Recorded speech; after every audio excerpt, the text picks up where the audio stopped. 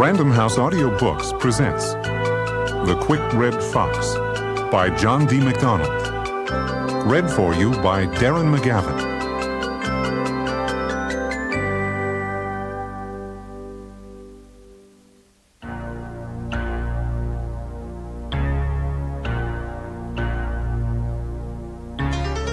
The Quick Red Fox. A big noisy wind out of the northeast, full of a February chill, herded the tourists off the afternoon beach, driving them to cover, complaining bitterly. It picked up gray slabs of the Atlantic and smashed them down on the public beach across the highway from Bahia Mar. It rattled loose sand across the windshields of the traffic, came into the cramped acres of docks and boat basins, snapped the birches, and went whoo in the spider webs of rigging and tuna towers. Fort Lauderdale was a dead loss for the tourists that Saturday afternoon. They would have been more comfortable back in Scranton. I was cozied up in the big lounge of the Busted Flush, my houseboat moored at slip F-18. My electric heat was turned to high. I was stretched out on the big yellow couch and clad in ratty old wool slacks and an old Norm Thompson flannel shirt, faded to a sky blue over the treasured years. A few days ago, I had junked my old speakers in favor of a pair of AR-3s and had bracket-mounted them on the far wall. The Scott tuner was locked into WAEZ in Miami, and the Fisher amplifier was driving the new speakers very handsomely. They were broadcasting that Columbia recording of Bernstein conducting the Shostakovich Fifth. One hell of a big, bold, heroic piece of music, and I had the gain high enough to do it justice. You could close your eyes and float on it. Into the resonant blare of the music came the frail little overpowered bing-bong of my bell.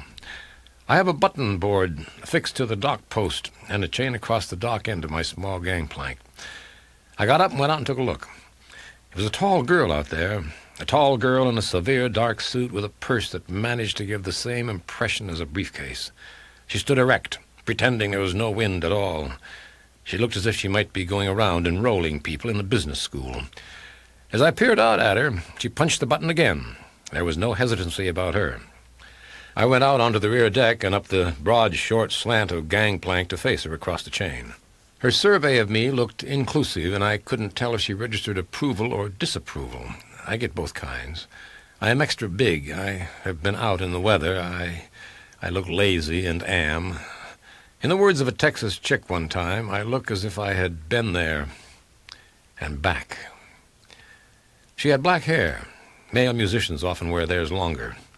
She had vivid dark eyes, heavy black brows, a rather long face, high flat cheekbones, and a ski-jump nose. The mouth saved the face from austerity.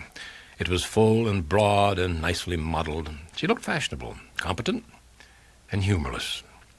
"Mr. Travis McGee?" she asked. She had a furry contralto. "Himself?" "I am Dana Holzer. I couldn't reach you by phone." "It's turned off, Miss Holzer. I would like to talk to you about a very personal matter." Sometimes it does happen that way. She had a money look. No jewelry, earned money. She looked handsomely employed, and she didn't look as if she was in any kind of a jam. An emissary for someone who was. Had she come along a couple of months sooner, I could not have cared less, but the kitty was dwindling. I was soon going to have to cast about for some profitable little problem. It is nice when they come walking up and save you the trouble of looking. But caution is always essential. "Are you sure you're talking to the right guy?" "Walter Lowry in San Francisco mentioned your name." "What do you know? How is old Walt?" "All right, I expect." She frowned. "He said to say he misses playing chess with you." So it was all right. Walt and I never played chess in our lives, not against each other at least. But that was the identification tag if he ever sent anybody along. There are the nosy ones, and the troublemakers, and the cuties, and the official investigators. It is good to have a way to weed the doubtful ones out. So, coming out of the wind, I opened the door and ushered her into the blast of music. I left the music on and took Miss Holzer on through the lounge and past the galley to the little dining booth. I closed the door from the lounge to the galley corridor. "Coffee? Drink?" "Nothing, thank you," she said, sliding into the booth. I poured a mug of coffee for myself and sat opposite her. "I'm not interested in every little thing that comes along," I said. "We're aware of that, Mr. McGee." "You do know how I operate?" Well, I think so. At least I know what Mr. Lowry said about it. If something has been taken from someone and there is no way to get it back legally, you will make an effort to get it back for half of its value. Is that correct? I have to know the circumstances. Well, yeah, of course. But I would rather have the other party explain it all to you. So would I. Send him around. It's a woman. I work for her. I'll send her around. That's impossible, Mr. McGee. I have to take you to her. Sorry. If she's in enough trouble to need me, she's in enough trouble to come ask me herself, Miss Holsey. But you don't understand, really. She just couldn't come here. She would have talked to you if I could have gotten you on the phone. I work for Liza Dean. I knew what she meant. That face was too distinctive even in the darkest sunglasses in town. 10 big movies, 4 fairly messy marriages, 1 television series fiasco, and a few high-paid guest spots had made her a household face. I can't imagine Liza Dean in a situation where she thinks she needs me. I thought I saw a little glimmer of distaste on the rather somber face of Miss Efficiency. She'd like to talk to you about it.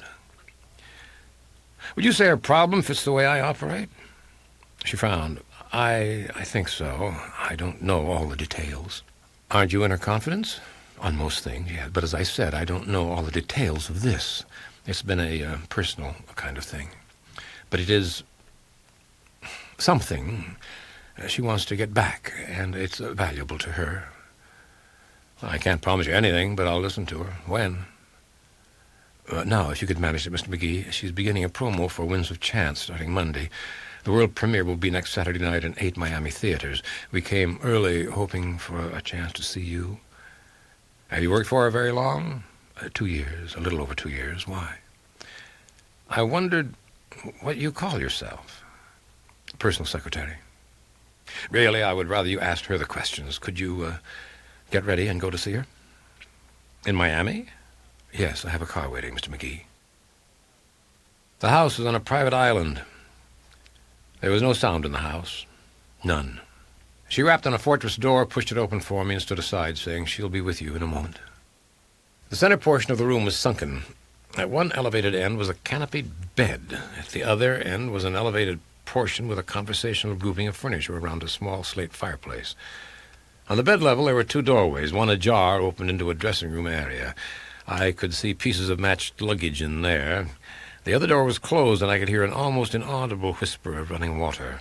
The bathroom door opened suddenly, and Liza Dean came out.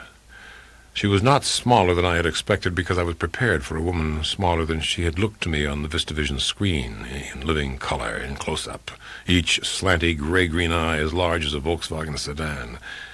She came across the bedroom elevation and down 3 steps toward me. She made the absolute most of those 3 steps. She wore flat sandals with gold straps. She wore fawn-colored pants in a fine weave. They fitted as tightly as pants or paint or a tattoo could fit. She wore a strange, furry blouse with a big scooped neck and 3/4 sleeves. Around her slender throat was knotted a narrow, loose kerchief of green silk, precisely matching the single jewel she wore, an emerald as big as a sugar cube on the little finger of her left hand. She came swiftly toward me, hand outstretched, her smile full of the warm delight of a woman welcoming the returning lover. "So good of you to come," she said in her light, breathy, personal voice. As I took her hand, she turned slightly so as to face the bright and shadowed daylight. It is the most cruel light a woman can accept. Her hand was small and dry and warm, a trusting little animal as intimate as her voice. I had not expected her to have such a genuine flavor of youthfulness. By every way I could measure it, she had to be about 33. Yet she was a young girl, and not in any forced way. She had the slimness, the clear-eyed look of enormous vitality, the fine-grained and flawless skin, the heavy swing of burnished hair. Her impact, so carefully measured it seemed unaffected, was a kind of innocence aware, a gamin sparkle hinting at a delicious capacity for naughtiness. But I had known enough of them to know that this was but one role. The enticing woman who is not in the industry will have 5 or 6 faces to wear. One like this would have dozens, and this was the one she had momentarily selected for me. She had the showbiz trick of close-range conversation. Normal people keep their faces a yard apart. 8 inches is the focal distance on the coast. 8 inches keeps you aware of the girl breath heat against your chin and the upthrust breast bud 1.5 inches from your chest. "Any friend of Walt's," I said inanely. "I treasure that man." She backed away a quarter step to give me a cock of the head and an urchin appraisal. "He said you were big, but he didn't say how huge, Travis." "Trav?" "He called you Trav, I think." "I'm Lee to my friends. Dear Trav, he told me you were big and rough-looking and sour and sometimes dangerous, but he did not tell me you are so terribly attractive." "A veritable doll," I said. "It's so wonderful of you to agree to help me." "I haven't." She was quite motionless for a thoughtful second, her smile in place, with her head slightly bowed, looking up at me through her lashes. The gold-red weight of her hair at the right side of her face had swung slightly forward. Suddenly, I knew what she reminded me of. A vixen, a quick red fox. I had seen one in heat long ago on an Adirondack morning in spring, pacing along well in front of the dog fox with a very alert and springy movement, tail curled high, turning to see if he still followed, tongue lolling from between her doggy grin. "But you will help me," she said in a small voice. She sat in a small couch and pulled her legs up. She took a cigarette from a table box. I held the light for her. She huffed smoke from her delicate oval nostrils of the slightly pointed nose, and as I sat in a big chair half facing the couch, she smiled across at me. "You are refreshing, Trav McGee." "How am I managing that, Lee?" Her shrug and laugh were self-deprecatory. "You don't say what I always hear. I loved you in this, I adored you in that, I see every picture you make, you look better off the screen than on, actually." You know what I mean. I'll go through all that when I ask for the autograph. You know, you are sour, aren't you? Or are you afraid of seeming to be impressed? Or don't you give a damn? It's a little unsettling, dear. Yeah, Miss Holzer unsettled me the same way. Dana is a gem. When she reacts, she lets you know it. I shrugged. I loved you in this, I adored you in that. You look just fine in person. It was an odd feeling to be so close to her. It made me aware of the uncounted millions of men all over the world who had stared at her image, coveted her, lusted after her, mentally stripped her, and plundered those silky little loins. I wondered how many secret, solitary orgasms had been engineered with her in mind. "Excuse me, please," she said politely, and hurried the length of the room toward the dressing table. A girlish, graceful haste, forever 18. She came back with a large manila envelope and put it on the table beside the cigarette box. "The big chest down there is a bar, if you want to fix yourself anything. I would like some of the sherry. Just half a glass, please." As I walked toward the bar, she raised her voice and said, "It is so terribly hard to know where to start, dear. You don't seem to make it any easier for me." "Just tell me the problem." "I would guess you want to know all of it." "If I'm to help you." As I carried the drinks toward her, she said, "Celebrity. If all the ones who would like to be me only could know what it means. You become such a target, actually. Slimy schemes to fasten themselves onto you for a free ride. You cannot make a single careless move." This was the new pose. She sipped her wine. I sat down. The suffering celebrity, public responsibility. She gave me a sad smile.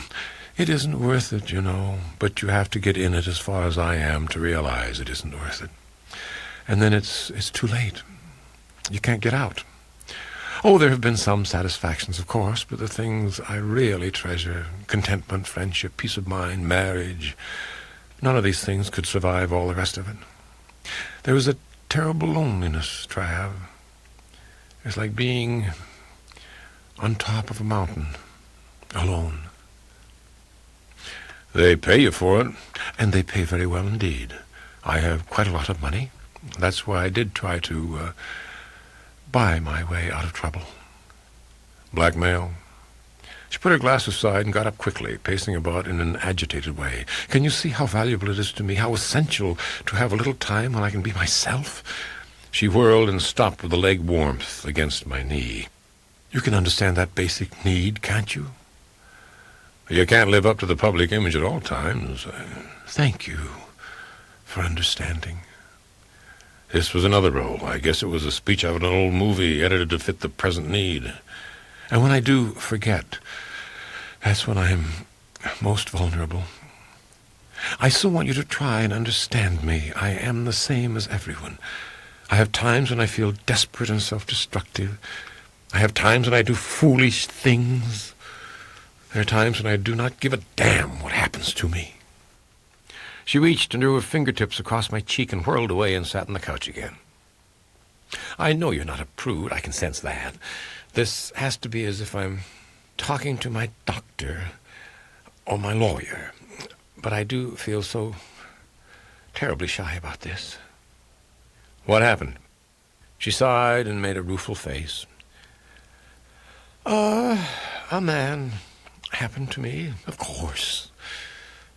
He was a very exciting chap. It happened a year ago last July. We just finished shooting Jack in the game. I was literally exhausted. But I went off with Carl. Carl Abel.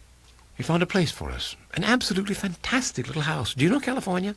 It was just below Point Sur and clinging to the rock by its fingernails. It was such a very private place. Carl would drive off to buy food and liquor. There were steps cut into the stone down to a little beach way, way down that you couldn't use at high tide. There was a terrace on the ocean side, 20 feet square about. It was a little offset so you could get morning sun, too. A low, broad wall around it, and a great stack of weatherproof sun mattresses and pillows in all kinds of colors. We'd arranged it so we could have 3 weeks alone. Maybe that was too long. I guess it was. We were marvelously right for each other in a purely physical way. We knew that before we went there, of course. Except on a ski slope or in bed, Carl isn't very stimulating. It was very intense for about a week, I guess. Day and night all mixed up. Eat when you're hungry, sleep when you're sleepy. When the edge was gone, we both started drinking more. And we spent more and more time on the terrace in the sun. I knew I was getting too brown, but I was too lazy and relaxed to give a damn. I was drinking a lot of vodka. Hot sun and vodka kept me in a sort of permanent daze. We'd make love there in the sun, all slow and sweaty and, I don't know, remote somehow. The thing is, we felt so private. You'd see a boat way out, or an airplane far away, or hear a truck sometimes on the highway. The phone was cut off. I had a little radio. You have to understand that nothing seemed important, absolutely nothing at all. Do you understand that, Trav? I've been there. Anyway, it must have been just about at the end of 2 weeks. We needed things, and Carl drove to town to get them. He left in the early afternoon sometime, and he was gone so long, I began to get damned annoyed at him.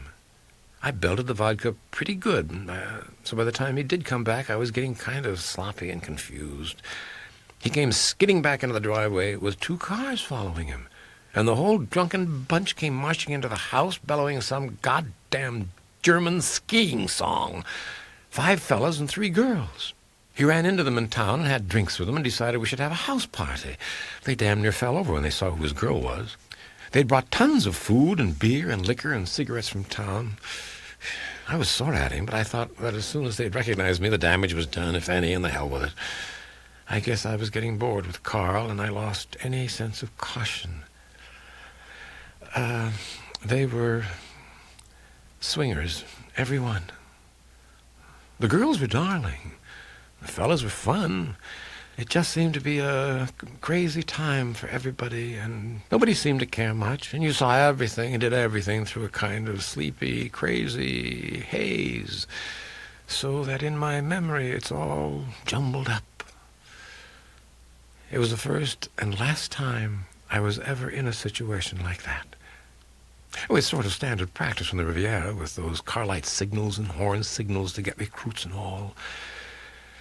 It didn't offend me. In some ways, it was very exciting. But it was just too dangerous for anybody in my position, and I hadn't wanted it to happen. Carl brought them back to the house, and it just went on from there and lasted, 4 days, I guess. When I got back to Brentwood, it took me weeks to get back in shape. It all seemed like a dream. And then one day, toward the end of August, I got a big envelope in the mail. There were 12 photographs in it, 8 by 10 glossies. There is a great deal of difference between remembering something and seeing it like that. Seeing yourself. Oh, God, I flipped my lunch. It came by mail? Yes, to my home. God only knows how Dana didn't get to it first. There was a note with it. I saved it. I put it in my wall safe. Here it is. She took it out of the envelope and handed it to me. It was done with a carbon ribbon on an electric machine with several strikeovers. Save the envelope? No, not that one. It was mailed to the main post office in Los Angeles, not special or anything like that. Go on, read it. It read as follows. Liza, dear, you are practical. You know how the industry makes book, so you have no choice, of course. I have 10 complete sets of the enclosed and a good idea of how to distribute them. I recommend the investment. Installment plan ducks, 10,000 in used hundreds each time. Wrap in plain white paper. Tie securely. Each Sunday night starting a week from next Sunday, you or your dark secretarial type takes a drive. At midnight, precisely, pull into the Narana Kai Drive-In at Topanga Beach. Order something, then walk alone with the packet in plain view over to the public pavilion. Walk to the far edge of the concrete next to the public phone booths. A phone will begin to ring. Count the rings carefully. Wait, and it will ring again the same number of times. Go back to your car. Leave the drive-in at exactly 12:30. Take note of the exact mileage on your speedometer. If it says, for example, 8 6/10 and the phone rang 7 times, when the mileage ends in 5 6/10, simple addition, dear. Be ready.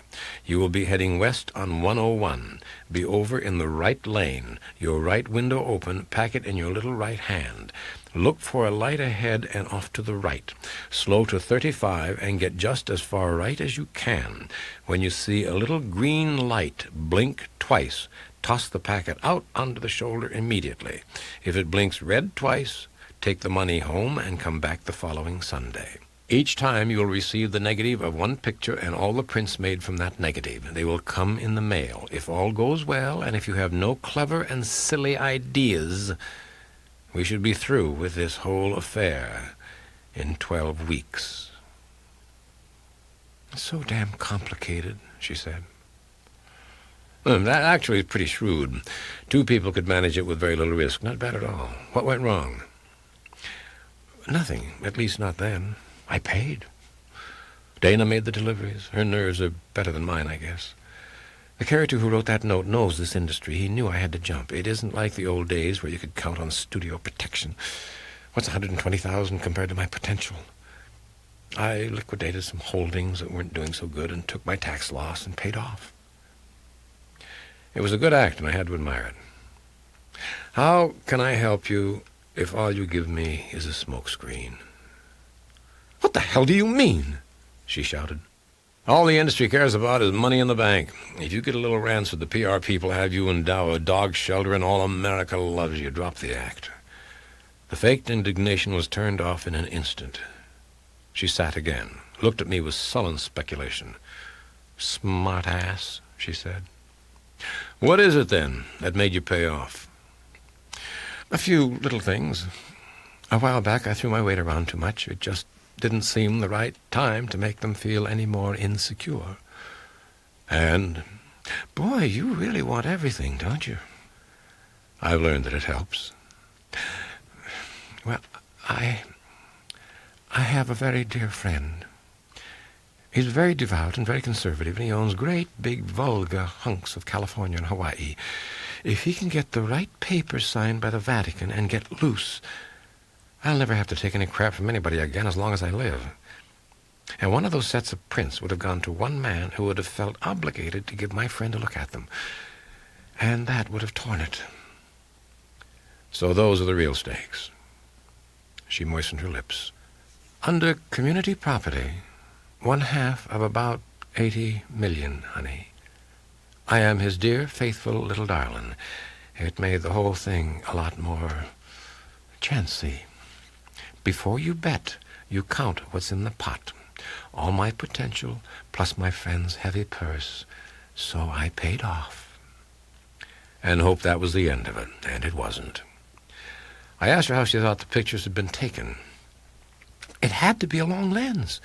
I remember a little rocky ridge higher than the house with some naughty little trees clinging to it. It had to be from there. The angles match. But it had to be part mountain goat, and it had to be a tremendous lens. Is there any clue at all in that letter itself? Any hint that's made you think of a specific person? No, I read it over and over. It has a phony kind of limey slant to it, calling me ducks. What size were the negatives? Little, like so. She indicated a 35mm frame size. You checked them against the prints each time? Sure did. But in a lot of the cases, the prints were just an enlargement of part of the negative, even less than half sometimes. So you were all paid up well over a year ago, and you thought it was over. When was the next contact?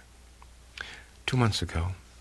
This is the envelope. You can see how it was addressed. Somebody just cut my name off the front of a fan magazine, something like that. Here's the note that was with it. It was quite different. Individual words and letters had been cut from newsprint and newspaper stock and pasted to cheap yellow copy paper.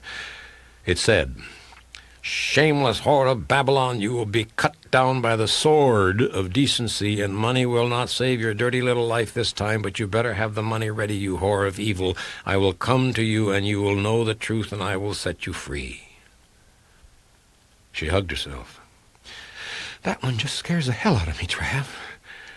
It's kind of sick and crazy and terrible. It just isn't the same person. It can't be. I've been carrying cash around with me in $1,000 bills, 50 of them. I don't expect to get back what I paid, but if you could keep half, and if you can get that nut off me, you can have the money I'm carrying around. Are the pictures in that envelope? Yes. But do you have to see them? Yeah. Yes, I was afraid of that. I'm not going to let you see them until you say you'll try to help me. Every time I think of that note, I feel like a scared kid. It's a very cold trail, Lee. Walter said you were clever and tough and lucky, and he said being lucky is the most important. She gave me an odd look.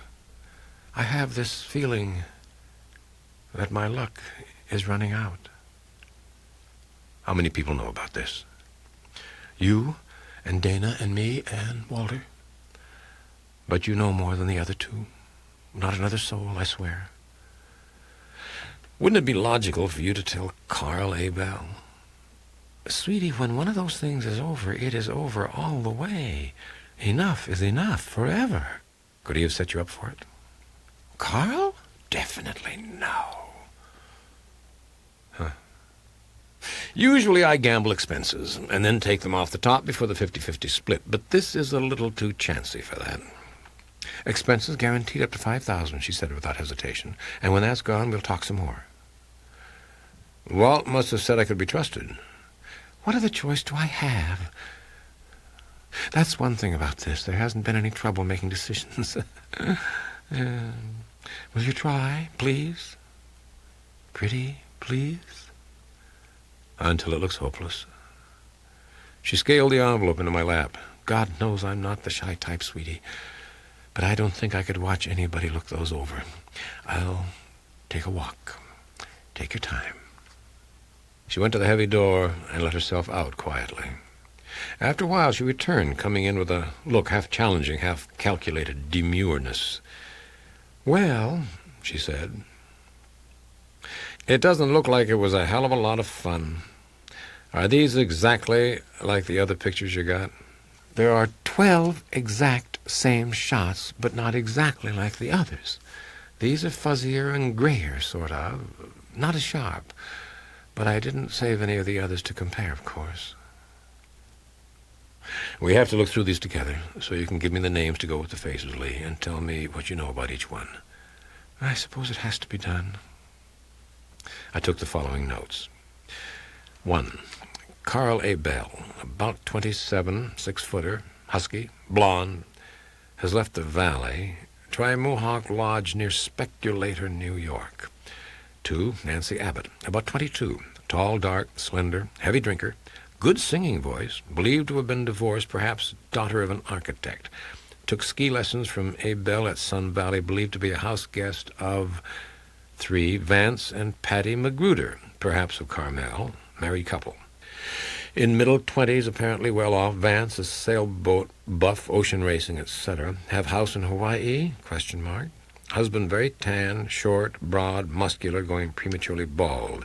Wife lush and fair, very long blonde hair, quarrelsome, strong English accent. 4. Cass. Could be first name, last name, or nickname. Seemed to have known Magruders previously. About 30, dark, hairy, handsome, very powerful. Amusing? ?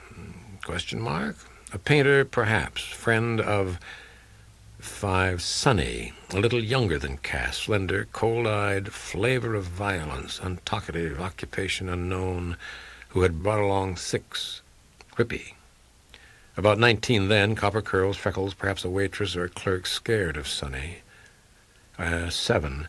2 college boys from the East on a summer trip apparently joined the group at the bar where A. Bell ran into Nancy Abbott. Boys about 20 or 21. Harvey, a big blonde, cheery one, and Richie, a smaller, dark, nutty one. Cornell. She slid her small hands around my waist, laid her cheek against my chest, and held tight. I stroked her hair. She took a deep breath and said, "Just hold me tight, Trav, please." She was trembling, and I wondered if it was faked. After several minutes, she quieted down and moved away from me. "You don't want me, do you? God, I wouldn't blame you for not wanting such a public peace." "Oh, it's not that." "No? You are certainly not one of those, sweetie." "No, but with or without pictures. Let's just say I'm not a trophy hunter." For a moment, she had the malignant rigidity of a temple demon. Then an urchin grin, seen often in your favorite movie palace, broke it up. "My God, you are a strange one, McGee. You wouldn't want me as a gift, huh?"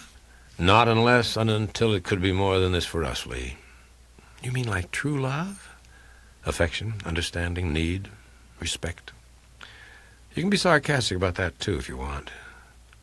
Bed is the simplest thing 2 people can do. If it goes with a lot of other things, it can be important. And if it goes with nothing else, it isn't worth the time it takes." "It could be strange to have a friend like you." "I have no female friends, really. And just 2 male friends. Fine old guys, both in their early 60s. I love them dearly. Males in your bracket are either studs or competitors, sweetie, or they want to find an angle to get rich off me." "We might end up friends, Lee." "I better go. I am going to take these pictures along. I never thought I'd even let anybody see those. Trav, you will be terribly careful." Yes, you be careful, Lee. I don't like the sound of that note. See that you get pretty good protection this week in Miami." She walked me to the door. She caught up my arm, gave me a quick kiss as soft and trusting as a child's. McGee took the pictures to have another set of negatives made to his friend Gabe Marchman, who had a completely equipped private photography lab. In the processing, the new negatives ceased to have any fleshy impact, but became instead problems in light and shade. Liza Dean's features were white censored patches, while the face of someone else was emphasized. McGee was careful to get all the negatives as well as the test prints which hadn't worked out. He determined a fee with Gabe and left with 14 useful prints on double-weight paper. When I got back to the busted flush, I showered with a strange feeling I was washing off the sweat and sun oil I had acquired on a bright terrace 3,000 miles away. At 11 the next morning, Dana Holzer, as carefully poised as an unfriendly diplomat delivering an ultimatum, arrived with the money. $5,000 in cash. She had a receipt form for my signature made out in the form of a letter of intent. The money was for, quote, expenses in connection with research for a moving picture as yet untitled, to be purchased in treatment form at a price to be negotiated, unquote. Tax reasons, she said. Of course, I said, and signed her copy. She refolded it briskly and tucked it away. I wondered if anything would dent that efficient calm. I expected her to get up and trot off, but she had something else on her mind, yet wanted me to make a move first.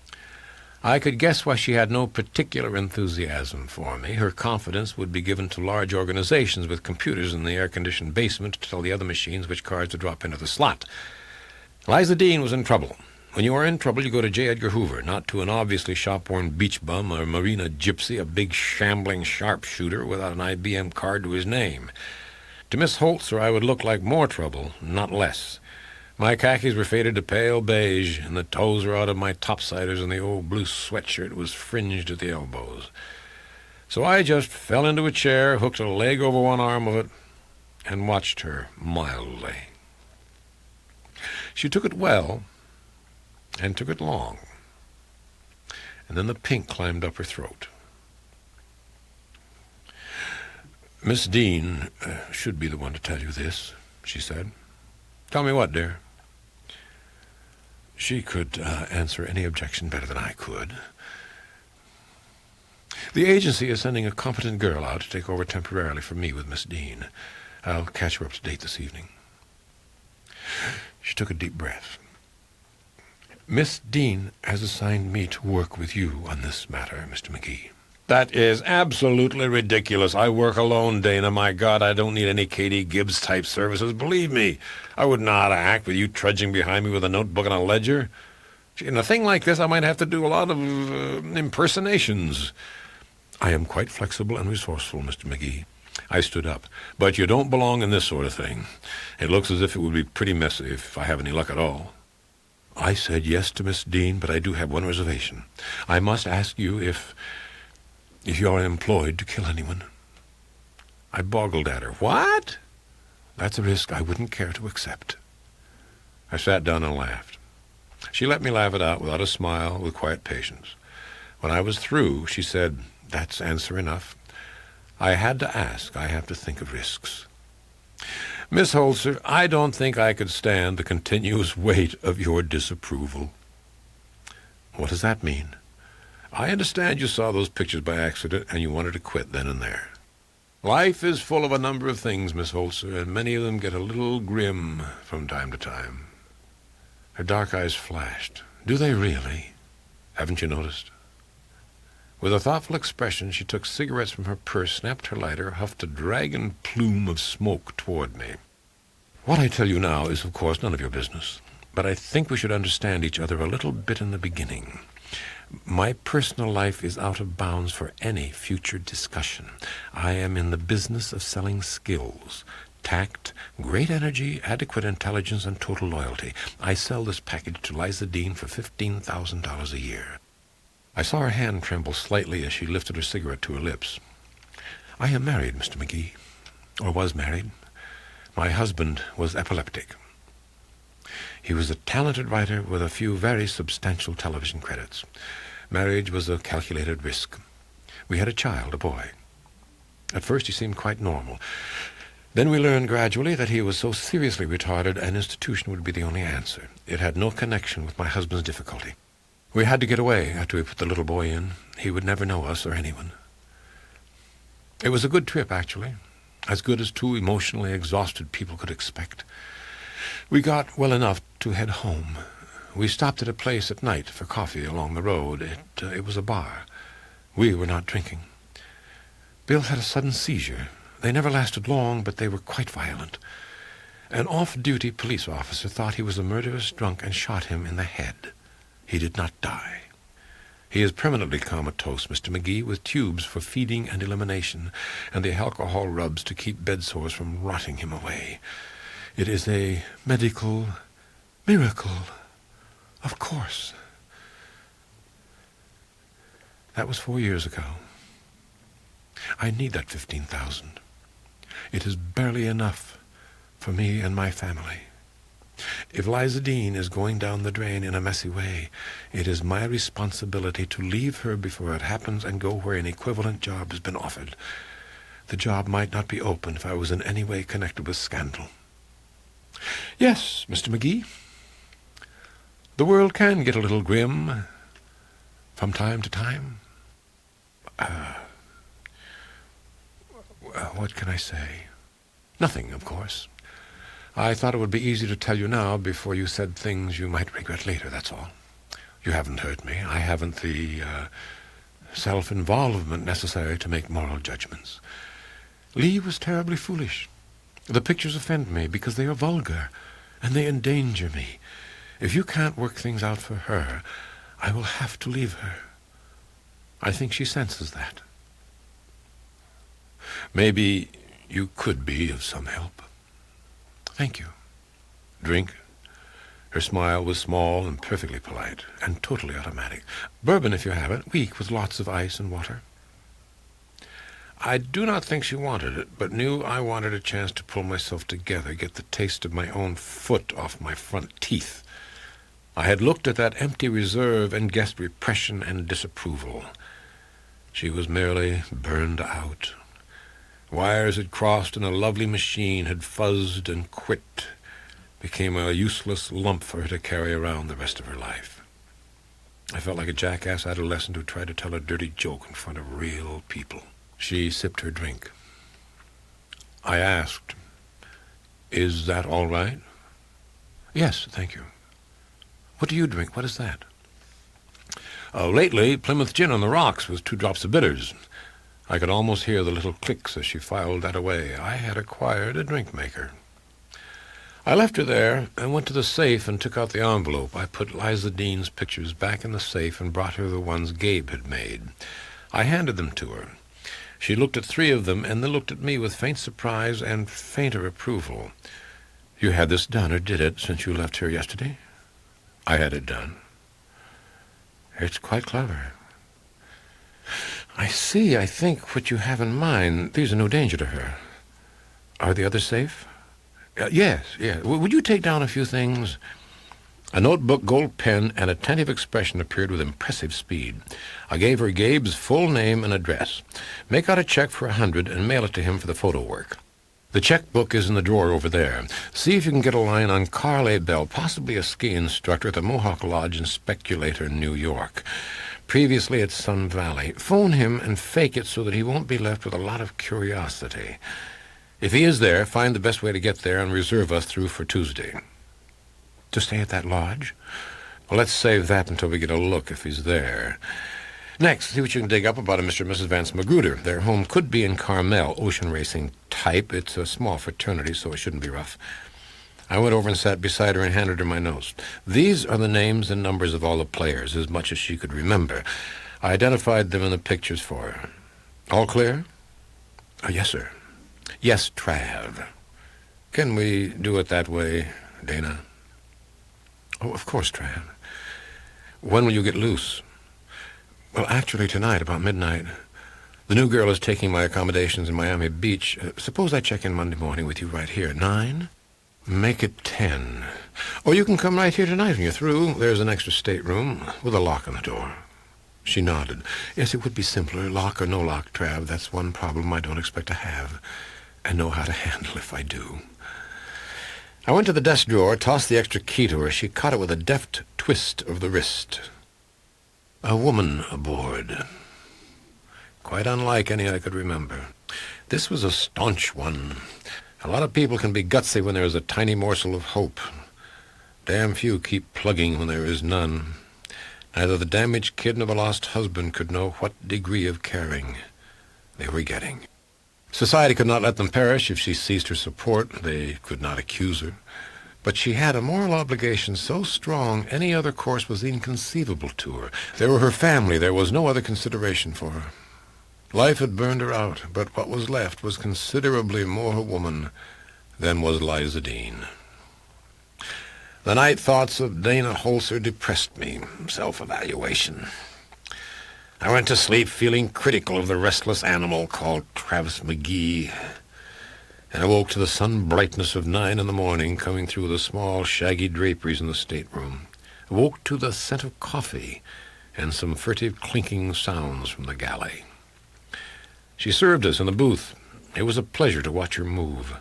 She gave no impression of haste, yet each movement was sure and flowed into the next one without hesitation, and so things got done with a fascinating quickness. As we sat eating our breakfast, I told her about the busted flush and how I had acquired it. It is one of my more polished routines. I don't expect people to roll on the floor, but I generally get a little more amusement than I got from her. Her laugh was polite and came in the right places. Over coffee and cigarettes, the little notebook came out. I had a chance to spend quite a bit of time on the phone, Travis. Carl Abel is at the Mohawk Lodge. He operates their ski school on some kind of franchise arrangement and runs the ski shop. It would be impossible to stay there. They are booked completely. If you want to go there first, we are reserved out of Miami to Kennedy, arriving at 2:15 tomorrow.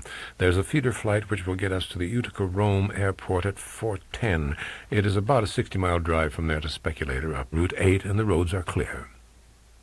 What do you mean, if I want to go there first? Well, let me tell you about the others. The Magruder's are divorced. I couldn't locate her. He has remarried just a short time ago. They've gone cruising down the Pacific coast to Acapulco, and it is possible they're on their way back by now. I think I will be able to get a line on his ex-wife, but having a little extra time, I thought I would see what I could find out about Nancy Abbott. Your note said she might be the daughter of an architect.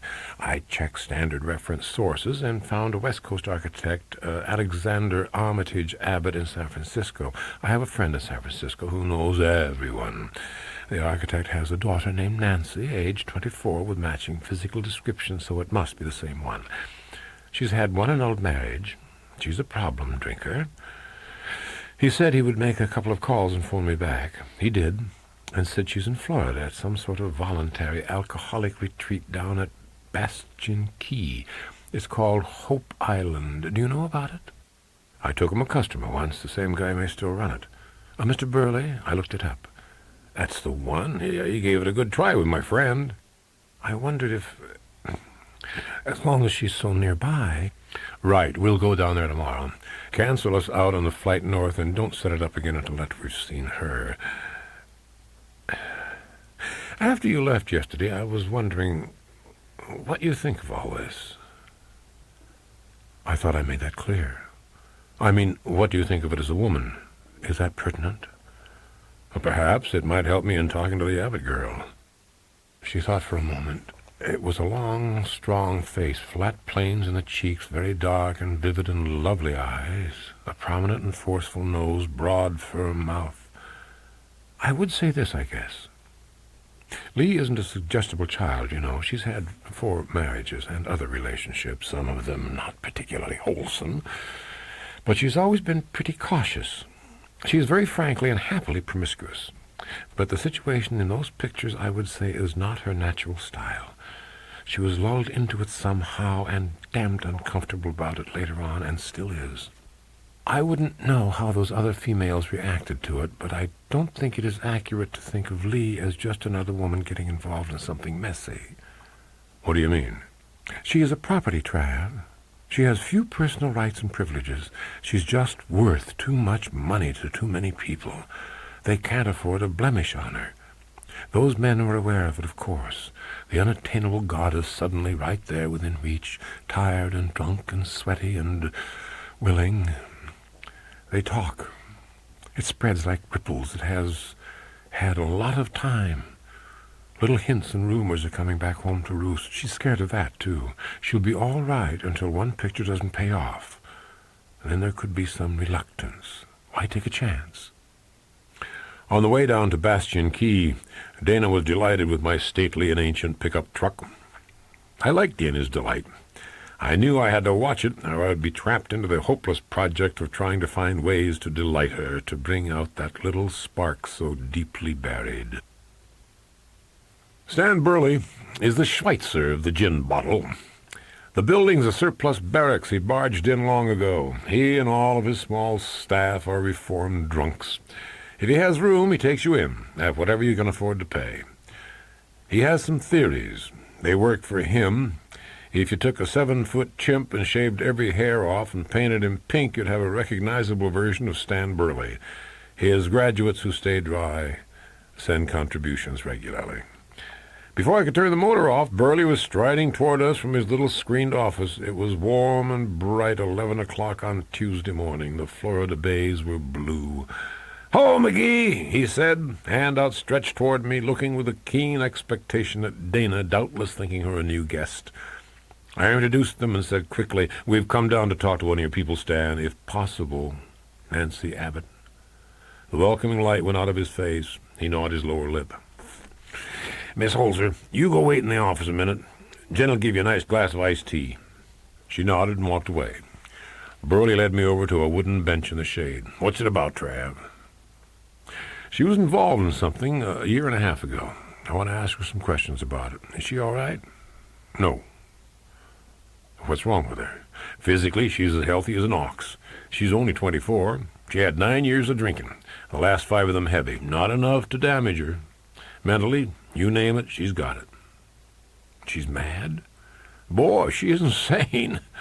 What they did, they got too eager with her long ago. Some people who thought shock treatments were the answer to all, a cure for anxiety and depressive symptoms. As far as I can figure, she had over 20 complete series. That and the alcoholic spasms, they're degenerative damage. She doesn't track too well." "How's her memory?" "Sometimes good, sometimes gone." "What did it to her, Stan?" "Her? Father did it. The poor child was too much like her mother, so the father couldn't help despising her. He rejected her. So because she couldn't understand why, she grew up with a conviction of her own worthlessness.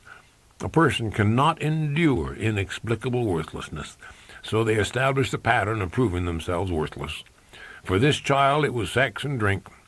The guilt made her emotionally unstable. She was after destruction. She's a destroyed personality. Where can she go? Nothing much can be done for her now. Here, she's as good as anywhere. Sometimes she's very sweet. I don't want to upset. What do you want to ask her?" "If she can remember some names, if she can remember some pictures being taken."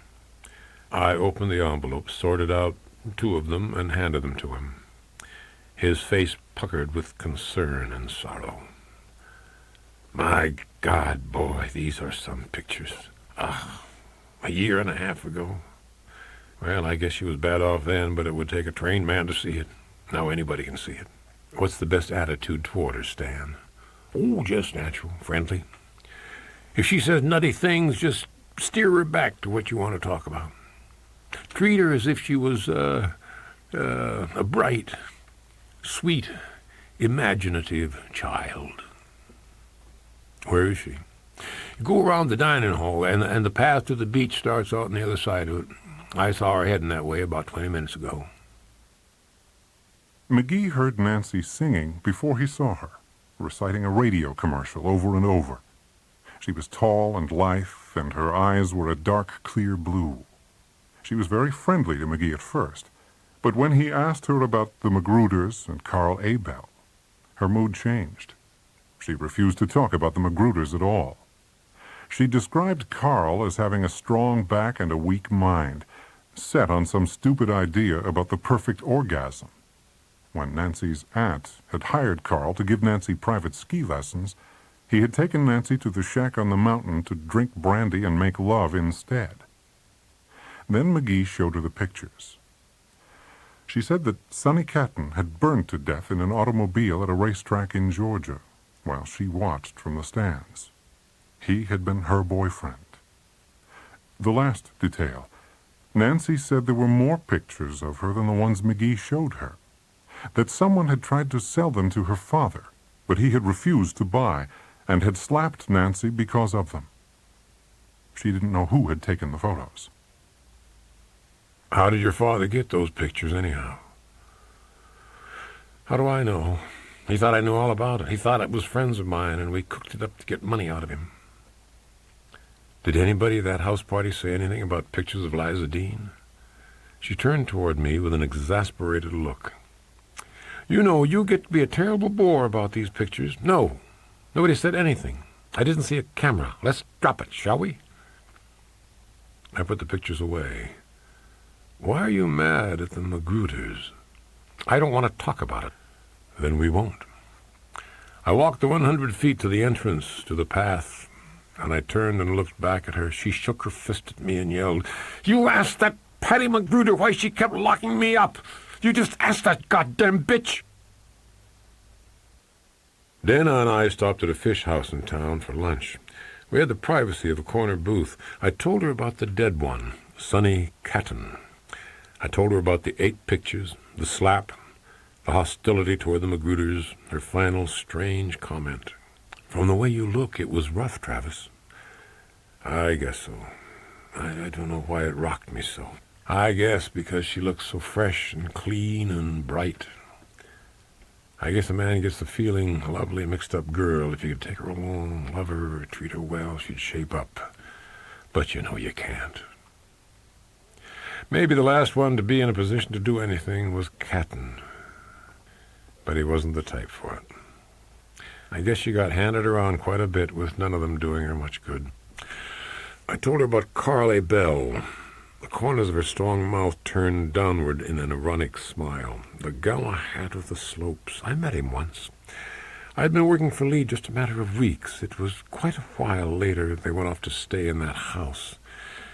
He was pretty gorgeous, with a little fakey German accent, hair a little too much over the ears, lots of huge white teeth, and a very continental handshake, the almost too typical Hollywood stud. Smart enough to rig a blackmail thing on Lee? Oh, I doubt it very much. Have any ideas? Who there had money or reputation or something to lose? Lee, and the architect's daughter, and the Magruders. Cass, apparently, and Sonny and Whippy and the college boys, and Carl would be very small fry, not worth the effort compared to the others. Agreed. Keep going. She shrugged. There's nowhere else to go. We know that 2 out of the 3 were contacted. Lee paid off. Mr. Abbott apparently didn't. And we'll know about the Magruders later on. We should go to San Francisco, I imagine. After Abel or before? After. Tomorrow? I nodded. She slid out of the booth. I'd better do some phoning right now, then. She walked to the cashier for change.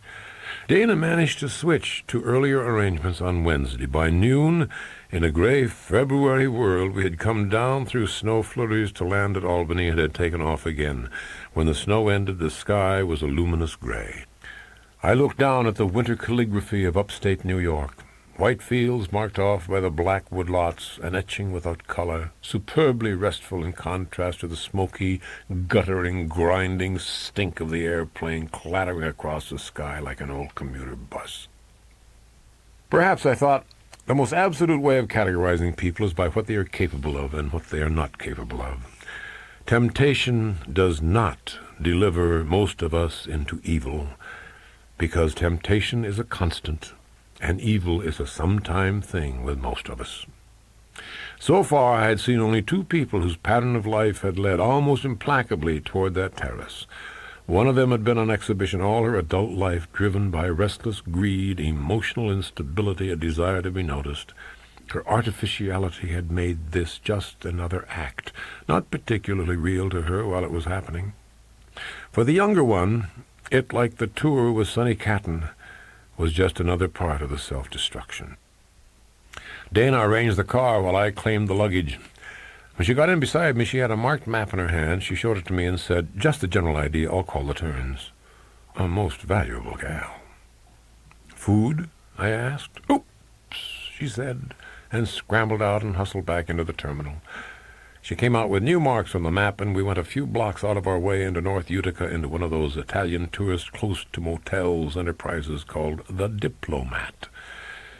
It wasn't going to excite any far-flung gourmet exclamations, but the shots of antifreeze were excellent protection against the 35-degree afternoon, the lowering sky, the chill moistness of the air. Hot Italian sausage with spaghetti al dente was a similar precaution. You know how it is. You wonder. We had drifted into a silence not entirely comfortable. I hadn't seen much lift or life in her.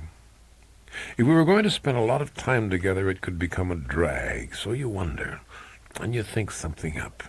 When you say it, you more than half expect a totally blank look and some kind of query like, for example, "Huh? What's that?" So when she just started to wind a fork of spaghetti, I said to her, "My God, Myra, I bet you forgot to turn the thermostat down." Her fork clattered on the plate, and she said instantly, "I forgot to turn it down. Frank, dear, it was on your list, remember?" Of course it was on my list. I reminded you and crossed it off. "I think that once, just once, you could—" What was it set for? 75. What else? 68 is for normal people. You have to have 75. "Oh, God, all that lovely oil. Darling, maybe we could phone the Hollis bankers."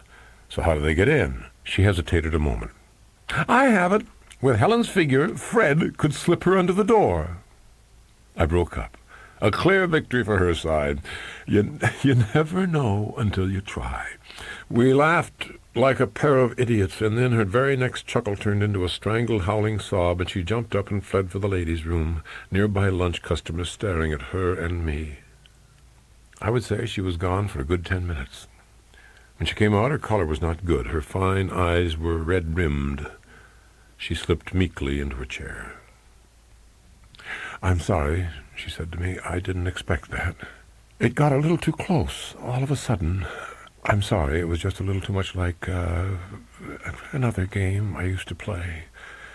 Don't look so concerned. It wasn't your fault." "I won't try it again." "That's probably better." The coffee came. The silence was laborious. As we were getting ready to leave, she suddenly gave me a strained and vivid smile and reached a trembling hand across to touch my wrist and said, "Darling, did you remember to mail the cards to Mom and Sis?" "I mailed them. Your mother got the one with the 2 bucks with their horns locked." She pursed her lips for a moment, and I knew she was thinking how to cue me so I could win. "I wonder if Mom will think there's some kind of symbolism there, dear, and get upset or something." "Baby, fighting over dough is the thing she does best." She laughed. Her eyes glistened, but she laughed. I was proud of her for coming through, but I could not help feeling guilty, too. She had her adjustment, her acceptance. It wasn't fair to stir her up. It wasn't fair for me to want to see her lift a bit, to see what she looked like behind the iron control. 2 games had set a pattern. We were Myra and Frank. If I tried another round, she would feel obligated, so I would leave it up to her to start the next one. And she would know I was leaving it up to her and why. That was the funny thing about us back in the beginning.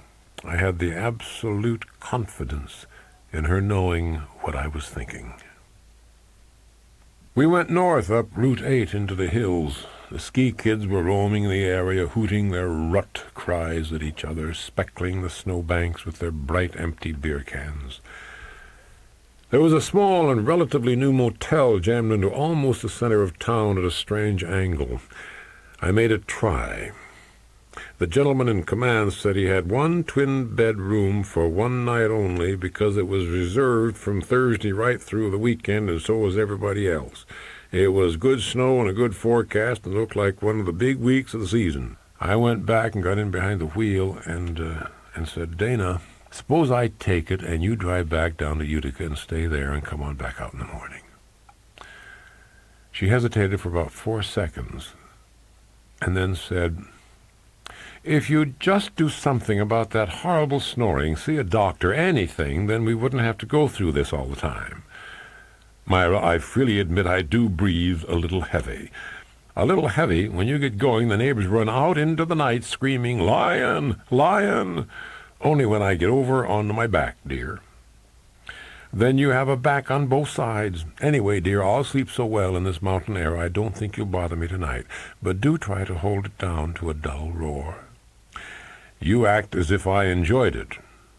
Because, my pet, you sound as if you enjoyed it. So I went in and signed us in as T. McGee and wife. The 2 3/4 beds seemed to crowd the room.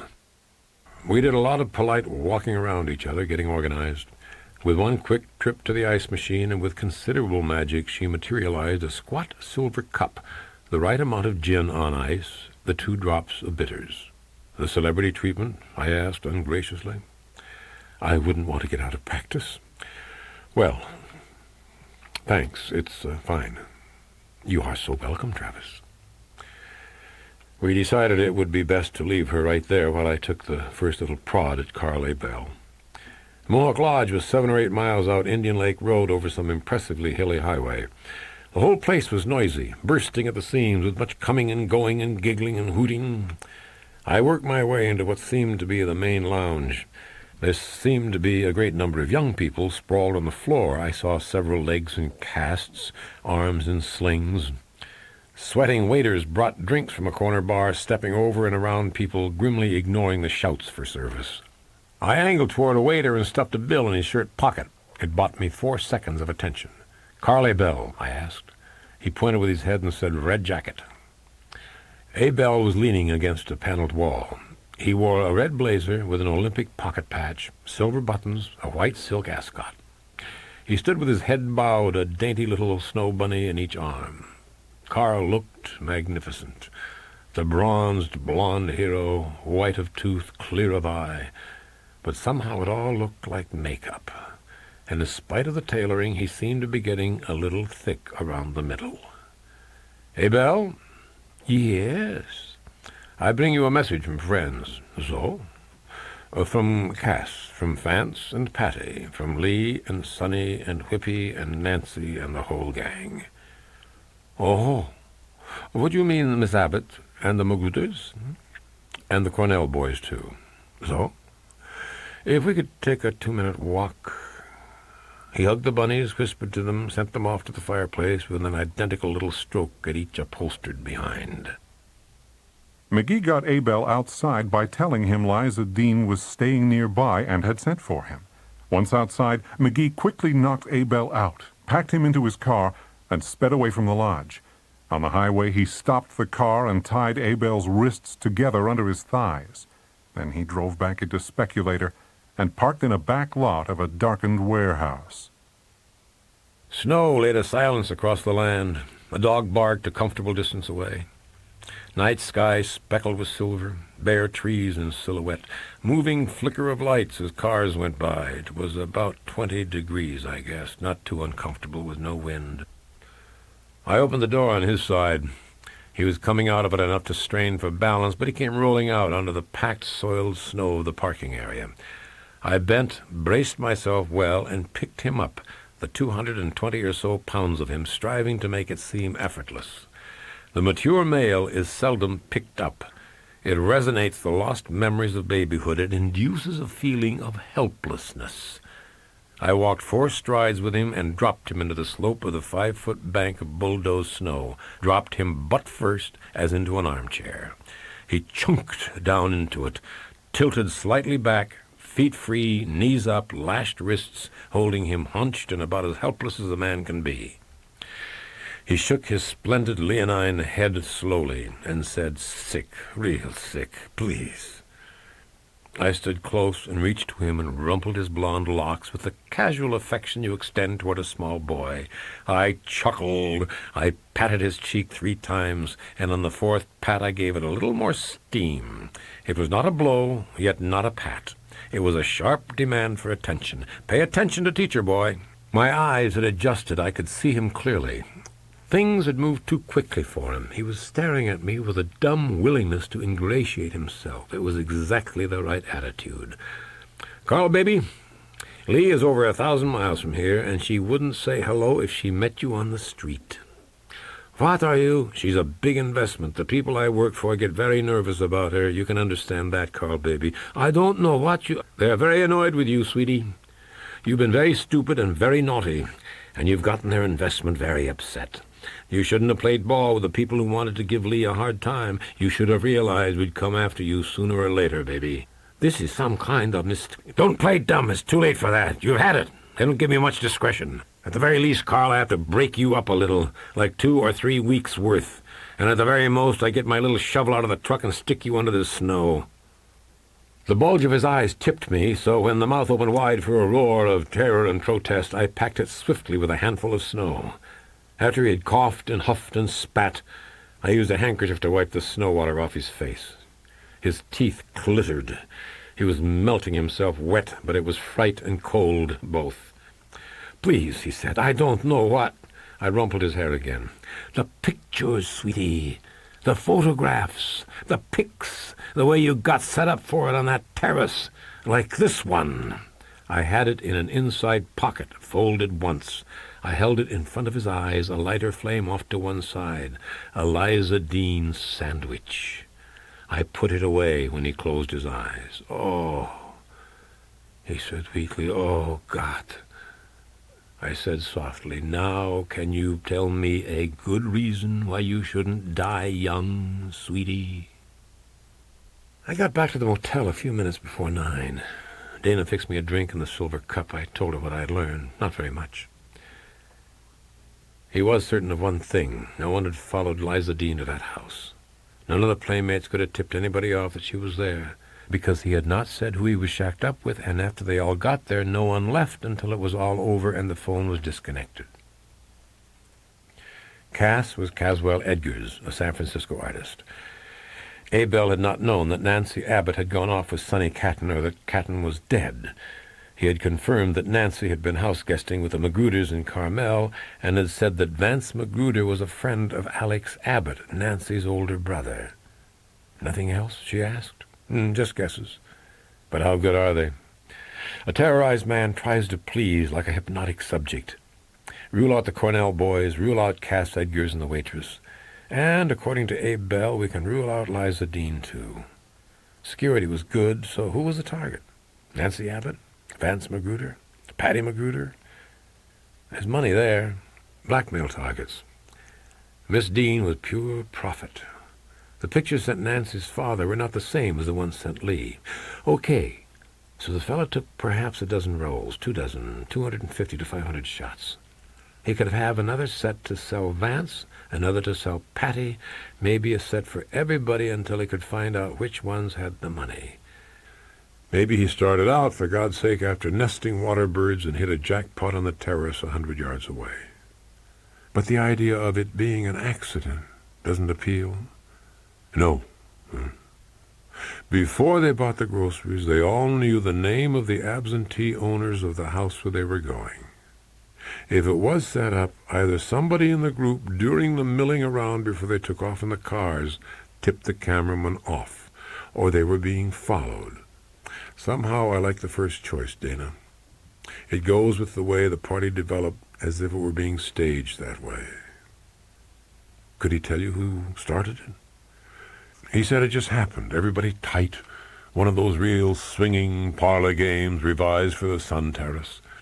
He said nobody really started it. They made up the rules as they went along, with much jolly laughter. It's a funny thing about Abel. He had absolutely no idea any pictures were taken, but he did have the feeling that something was wrong, and he is not a sensitive guy. He couldn't put it into words. After the group had broken up and he was alone again with Lee, he had the feeling that something was going to work out badly for somebody. Wouldn't anyone have that feeling after all that? If it was new to them, I guess so. But Abel has had that kind of group action before and since. And the other time didn't hit him that way. Something gave him that feeling. Somebody made him react that way. But he was drunk. I couldn't dig it out. He had the feeling somebody was going to kill somebody sooner or later because of that house party. Well, where do we go next, Travis? I want to know how Nancy Abbott's father got her pictures and if there was any more contact. I put the silver cup aside. It seemed that moments later, Dana was gently shaking me awake. There's a delicious aroma in the room. She had walked to a restaurant next door, eaten there, and brought me back a huge bowl of homemade clam chowder and a broiled hamburger as thick as her wrist. It tasted as fine as it smelled. She had flight schedules indicating we could do better out of Syracuse, so we got an early start and went down to the thruway and west to the Syracuse airport through a cold, gray morning and some tentative snow flurries. She found the best way out, through to Chicago and then non-stop to San Francisco. She tried to resist being given a window seat. After we'd latched the seat belts, she checked her little notebook and said, "We'll have an hour and 50 minutes in Chicago. I'll make some phone calls from there. Are you perfectly comfortable, Travis? Is there anything you'd like?" "You'd better hustle up forward and help them with the checklist for takeoff, honey." Her mouth tightened and her face got slightly red. "I'm not trying to be officious." "You are a little overwhelming, Dana. You could do it just as well, but why should you?" "Okay, thanks. You're very good." It was not gracious. Most of my women have not been particularly useful outside the home. I looked at her emotionless profile and sighed and said, "Oh, come on, Myra." Reluctantly, her mouth softened. "You get these ugly moods, Frank. I keep worrying about how things are going back at the office." "Honey, I bet they hardly know you're gone." "Oh, thanks a lot. That's a big help." She was laughing with me. Her eyes laughed, too. It went deep. That kind of affection is seriously underrated among the hack and grab set. To whom should they give trust? To someone who likes them. When she laughed or smiled broadly, I could see that one of the eye teeth, the one on the left, was set in there aslant, making a little overlap with the tooth in front of it. When an imperfection looks very dear to you, heed the message. Liza Dean's teeth were mercilessly perfect. No message there. Maybe some of my awareness made a little mark. Dana Holzer suddenly stopped the real laughter and went along for a while on some fake laughter, and then folded herself back into herself, out of sight and out of reach, becoming once again the secretarial presence beside me, smart in wool, laced, girdled, hammocked and erect, her neck severe, eyes distant, seat belt pulled tight for takeoff. In San Francisco, they found Nancy Abbott's father dying in University Hospital. McGee and Dana talked with Nancy's brother, Alex, in the waiting room. Alex blamed Nancy for their father's imminent death. He said she was born rotten. McGee had presented himself and Dana as friends of Stan Burley and the Hope Island Clinic, and said that they just happened to be in San Francisco on other business. They thought while they were in town, they'd let Alex know that twice as much money was now needed for Nancy's upkeep, since intensive psychiatric care was indicated. Alex balked. "That's out of the question," he said with a regretful air. "I guess it would be better if Mr. Burley did arrange commitment for a mental institution if that's what he thinks she needs." "Well, there's just one small problem," I said. "At times she seems perfectly healthy and rational, and she's built up a whole structure of conspiracy. We understand that it isn't true, of course, but it does sound very plausible, and if she went to some other place they might think it necessary to make a complete investigation." "I don't believe I understand," he said. I glanced at Dana and nodded, and she took over. "Nancy insists that a year and a half ago you put her in the custody of some people in Carmel named Magruder." "In the custody," he said indignantly. "It wasn't like that at all. They were just helping me out. They knew Nancy, of course. They knew she could be a problem. It was just a case of getting her away from a very unsavory group she was running with, and I am just telling you Nancy's story. We all know she isn't well, Mr. Abbott. She claims that the Magruders, as a favor to you, got her drunk and got her into a situation where certain pictures were taken of her under compromising circumstances. These pictures were then sent to your father so you could be certain you would be the sole heir. She claims you and your father then tried to put her away, but she fled and remained at large for quite a while until you got up to her and sent her to Hope Island." Dana did beautifully with it. I watched his face. He had a big choice of reactions. He tried for amused indignation and almost made it, but not quite. You have to watch for the not-quites. Do you mean to tell me she could make anyone believe such nonsense? Not necessarily, I said. They might want to check it out. But why? I nodded to Dana. She took the pictures from her big purse. I slipped it out of the envelope and leaned and handed it to Alex Abbott. He held it in 2 trembling hands and stared at it. He swallowed convulsively. In a small voice, he said, this one wasn't... He caught himself. She had this? My sister had this? This is one of several. Mr. Burley has them in his safe. But where'd she get them? She didn't have them when she was taken down there. They came to her in the mail, I said. Mr. Abbott, what was it you started to say? This one wasn't what? He opened his eyes very wide. He smiled sadly.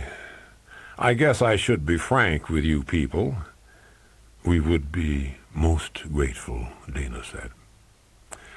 I will admit I made a mistake when I arranged her visit with the Magruder's. I knew them as a lively couple. I thought they would keep her amused and out of trouble. I had no idea they went in for this sort of thing. He handed it back to me. I would think you could act a little more angry, I said. Well, to tell you the truth, there were other pictures of Nancy. They were mailed to my father with a note demanding money. He had a very nasty scene with Nancy. She left. He showed me the pictures. He was wretched, heartbroken. He asked me to destroy the pictures, and I did so, very gladly.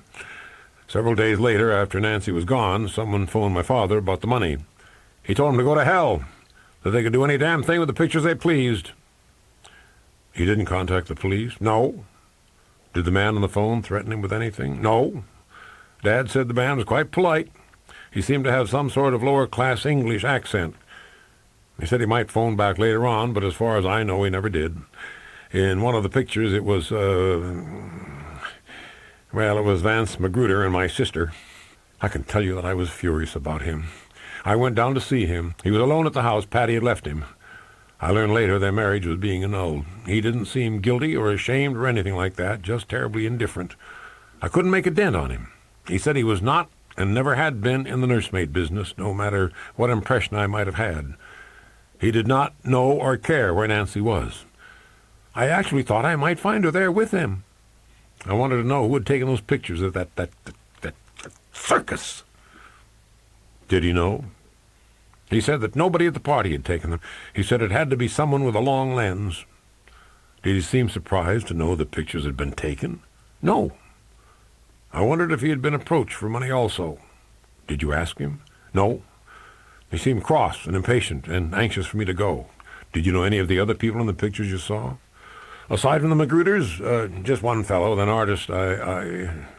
He stopped suddenly, frowning at us. Why are you so curious about the pictures, Mr. McGee? I shrugged.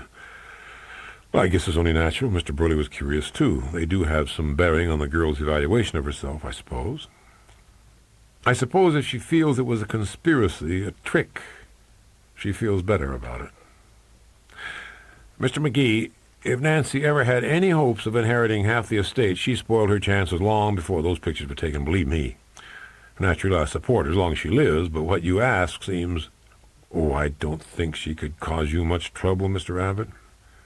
I don't see how she could cause me any. I smiled and shrugged. An institution might call in somebody to give her legal advice. You know how it is, contingency basis. And you say the estate is sizable. She does sound plausible. All it could do, I guess, would be delay the probate. He studied his thumbnail. He bit a small piece out of the corner of it and got up, went to the steel window and tottered back and forth, heel to toe. You say she seems happy there at the island. She has friends there in the illusion of freedom. Without turning, he said, and this deterioration you mentioned, it is progressive? From all indications. I imagine that if I footed the bill for additional care for, say, another 6 months, by the end of that time, let's say 18 months. I'll take my chances on a year, no more. I will so inform Mr. Burley. He looked at his watch. Thanks for the report. Goodbye. He walked out without looking directly at either of us. On the way down in the elevator, Dana looked at me and slowly shook her head. You are very damn good, Trav. You are better than I realized. You are shameless. You are a bastard, Trav. You know very damn well he thinks you are going to split the increase with Mr. Burley. He thinks you are going to bring suit in her name if he doesn't play. And you sat there so righteous and kindly. Oh, boy, oh, boy. A man like that can't believe anything that doesn't sound crooked. A man like that makes me want to go scrub. They'd better not leave him alone with dear Dad. He's impatient.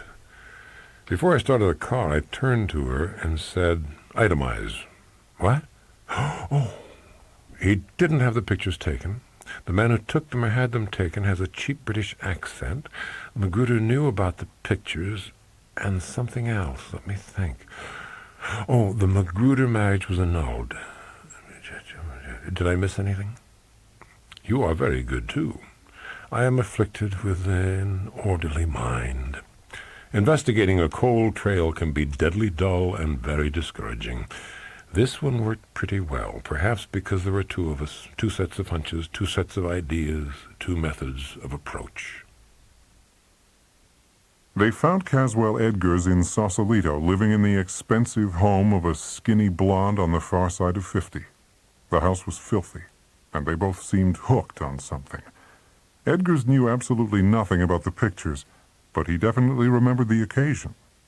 McGee made the visit brief. Through some phone calls, Dana found out the Magruder place had been sold almost a year ago. McGee dug up some background on Vance Magruder. His father had invented a gadget that sold all over the world. Vance had married Patty, who he had imported from London 3 years before. There was money, but no social prominence. The annulment had happened 2 months after the house party. Dana said, This annulment thing, what you think of in a state with a community property law, it's a cheap way out. Yes, indeed. And this was a closed session, just a judge and them and a lawyer and everybody agreeing to everything. And this wasn't a humble woman, Trav, sort of noisy and bossy. Let's say she came from nothing and she married a rich man. Why would she give up without a battle? What made her give up without a battle? We couldn't answer our questions, but we could look for answers. I decided we would split up on Monday to save time. I would pursue a small idea of my own. She would use Lloyd's Register as her guidebook and work the boaty people, the ocean sailing types, with appropriate cover story and see what she could get in the way of gossip.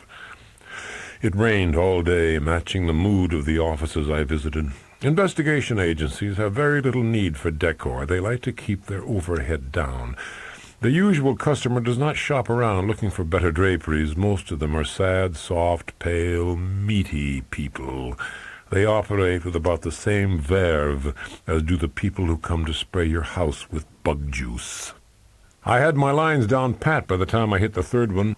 My name was Jones, said with that emphasis which indicated it was anything but Jones.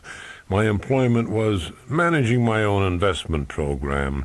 That brought a little flicker into tired eyes. My young Italian wife was playing around. I was positive of 2 men. Perhaps there were 3. I wanted somebody who could get some flagrante pictures of her, very quietly and inconspicuously without her knowing.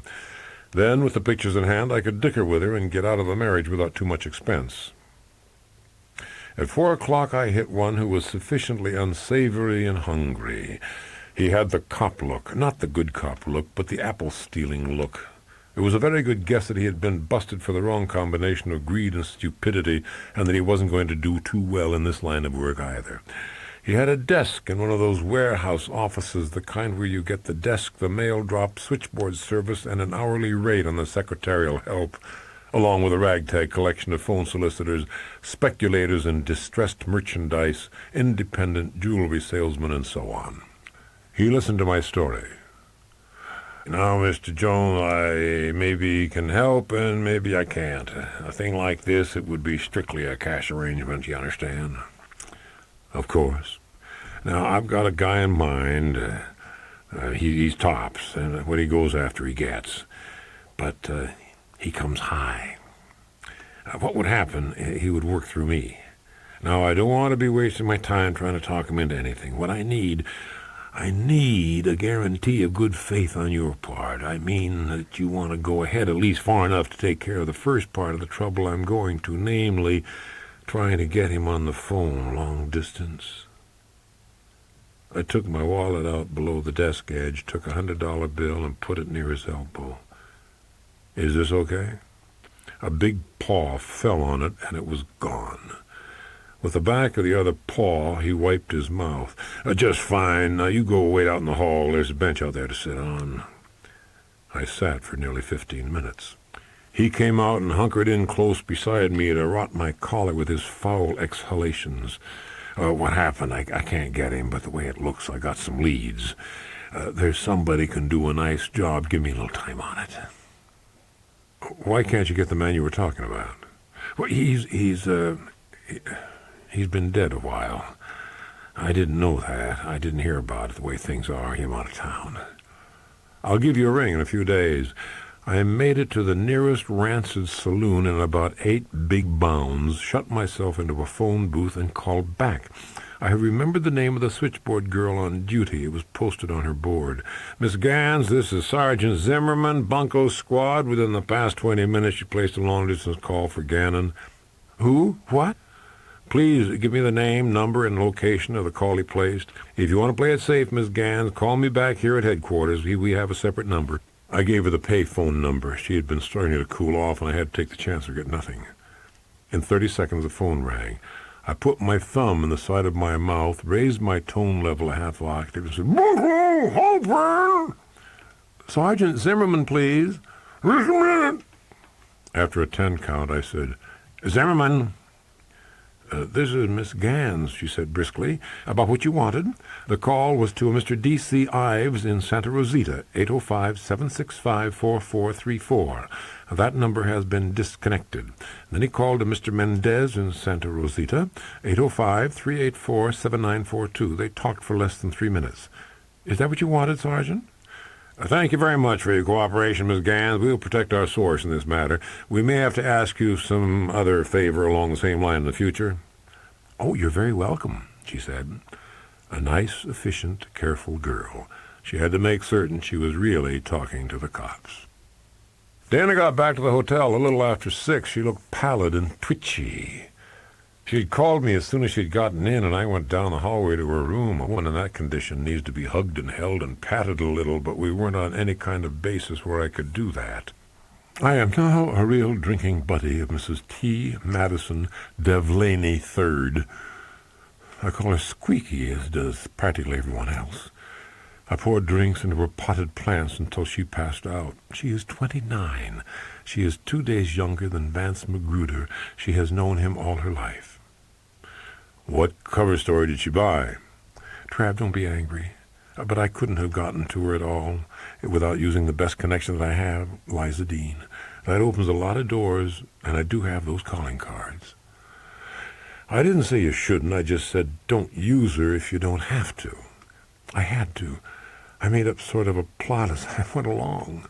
So she bought it. That's the most important thing. What about Magruder? Let me see. Oh, lots of things. The marriage to Patricia was, according to his friends, a grotesque mistake. She said that 42 times at least. Grotesque mistake. Squeaky and her friends are convinced Patty was a London call girl. I wouldn't say that anyone is particularly fond of Vance, but they are glad to see that marriage ended. She took out her little notebook. The new wife is supposed to be enchanting. Her name is Ulka Atlund. She turned 18 a few days before their marriage. Her father brought her over here 2 years ago. He came to lecture at the University of San Francisco. He opposed the marriage, then agreed on the basis that after the honeymoon she continue her education. They planned a honeymoon for 6 months. They've been gone 2 months. She thinks Vance planned to spend the last 2 months of the honeymoon in his house at Hawaii, and then back to live here while Ulka goes back to college. What about the annulment? Well, this is where it gets pretty untidy, Travis. I got tired of the way she was roving around. I got her wrists and pushed her gently back until the back of her legs hit the edge of a chair. She sat down and looked up at me, startled. "Let me tell you something, Miss Holzer. This whole deal is untidy. The stupendous glamour of Liza Dean did not suck me into this. You were the item that swayed me." What? If she'd sent anyone else, the answer would have been no. You look so staunch and loyal and unyielding and severe, so damned decent. You made me feel like an unwashed opportunist. I have emotional reactions to people, Dana, no matter how hard I try to deny it. I wanted to prove to you that I am good at what I do. But that's absurd. I backed away and sat on her bed. It certainly is. Now, how untidy does this situation get? She shrugged. Apparently, among Squeaky's set, the favorite theory is that Patty Magruder had Nancy as a house guest in Carmel and practically held her a prisoner there because she, Patty, had fallen in love with Nancy. The theory is that Vance went along with it because it gave him a chance to get the proof he wanted that Patty had entered into the marriage contract under false pretenses, concealing her real inclinations. Vance used Nancy. Squeaky kept calling her that poor sick child to get the proof, and once he had it, there was no way in the world for Patty to fight his action to a no. It was all handled very quietly. Well, that would explain what Nancy yelled at me about Patty keeping her locked up. I suppose so. Patty left. Somebody saw her several weeks ago in Las Vegas, down in town, working at something called Four Trays, making change, I think, some kind of small job. Anyway, Squeaky didn't know anything about, or at least didn't say anything about, any pictures. You did very well, Dana. Thank you. Did you learn anything at all? I don't know. I traced a man who could have taken the pictures, but he lived 300 miles away. It looks as if Magruder had the pictures taken. I think we can assume that, at least for now. But I can't prove any contact between Magruder and the photographer. One thing makes me think I located the right man. He's dead. I beg your pardon. Let's just say that for kicks or souvenirs or something, he kept one set of prints for himself. He died. His name was D.C. Ives, possibly, and he lived in Santa Rosita, possibly. We check him out for a vulgar, limey accent, and if so, it will look a lot more certain. Santa Rosita was a stunted version of the Santa Barbara Code of Existence. It is as if some cynical genius had designed a huge, complex penal colony in the sunshine, eliminating the need for guard towers and barbed wire by merely beaming a gigantic electronic message at the inmates day and night, saying, "You are in heaven. Be happy. If you can't be happy there, you can't be happy anywhere. Vote, consume, donate, and don't forget to use your number." We drove in from the north at 4 in the afternoon of that first Tuesday in March, and I checked us into 2 singles and a chain motel, architecture lubritorium moderne. She wanted to call Miss Dean, and I wanted to try the number for Mendez. After a small and cautious hesitation, I decided not to put it through the motel switchboard. Caution can be a way of life. Never leave anything which can be traced when you do have a choice. A clear-voiced girl said, "Gallagher, Rosen, and Mendez, good afternoon. May I speak with Mr. Mendez, please?" "One moment, sir." "Good afternoon. This is Mr. Mendez, secretary. May I help you?" "I would like to speak with Mr. Mendez, please." "He's on another line. May I call you back, or would you like to hold?" I held. I riffled the phone book with my free hand. They were attorneys. "Yes, hello," Mendez said in an impatient and harried voice. Sorry to bother you. We need an address for the next of kin for D.C. Ives." "Who was we?" "Keller Photo, sir. We had a lens for repair. It was under the guarantee, but it took a long time. It had to go back to the factory in Germany. No charge, of course. And now we—" "Miss Trotter, give this fellow Jocelyn Ives' address." "Hello," Miss Trotter said. "Have you a pencil? Miss Jocelyn Ives, 2829 Appleton Way. Phone 765-3192. Have you got that?" Thanks. When did Ives die, anyway?" Oh, just a few days before Christmas. He held on longer than they thought he could, you know. Days and days with all that terrible brain damage. It's such a shame. He was so talented. Well, that's the way he goes. I hope they find him someday. Don't we all? Thanks, Mr. Otter. I started out of the phone booth and then went back in and tried the number she gave me. It rang 3 times. A woman answered. Is Georgie around? I asked. You got the wrong number, I expect, she said. I thanked her and hung up. I knew that accent. It sounds Cockney, but isn't. It is Australian. Dana had just finished talking with Miss Dean. I reported what I had learned and added what I could guess. Dana looked more intrigued than shocked. Killed, eh? So it would seem. He was in a dangerous line of work. The quickest way is to give that sister a try. Can I come with you? I might strike out. I'll try it alone. Then you can try from another angle. She looked at me through the 6-inch gap the safety chain allowed, and I saw that she was perhaps daughter rather than sister. What do you want? You have to have a flair for it. An immediate and unthinking appraisal of the vulnerabilities. This one was wary and haughty. I could see that she was a big girl, Alice through a strange-looking glass, a 20-year-old spinster. There are such. A big, awkward, fatty body and an unlovely jumper, a child face, reddened nostrils, pale, heavy lips. I want to be sure you are Jocelyn Ives. Is there anything you can show me to prove it? I kept my voice confidential. Why should I bother? You do have the same accent. Who are you? What do you want? I was associated with him in a certain venture quite a long time ago. I came here to make contact, and I just found out he's dead. She gnawed her lips, and then, to my utter astonishment, gave me a huge conspiratorial wink. She closed the door, unlatched the chain, and opened it wide. Please come in, she said heartily. When she'd closed the door behind me, she said, I do understand why you can't give me your name. That's good. Back through here. The place is a mess. I'm off work today. I followed her along the murky hallway into a small living room. It was crowded with furniture too large and too expensive for the small apartment. Every surface was covered with large photographic prints, and scores of them were on the floor and leaning against the furniture and the walls. Many of them were matted.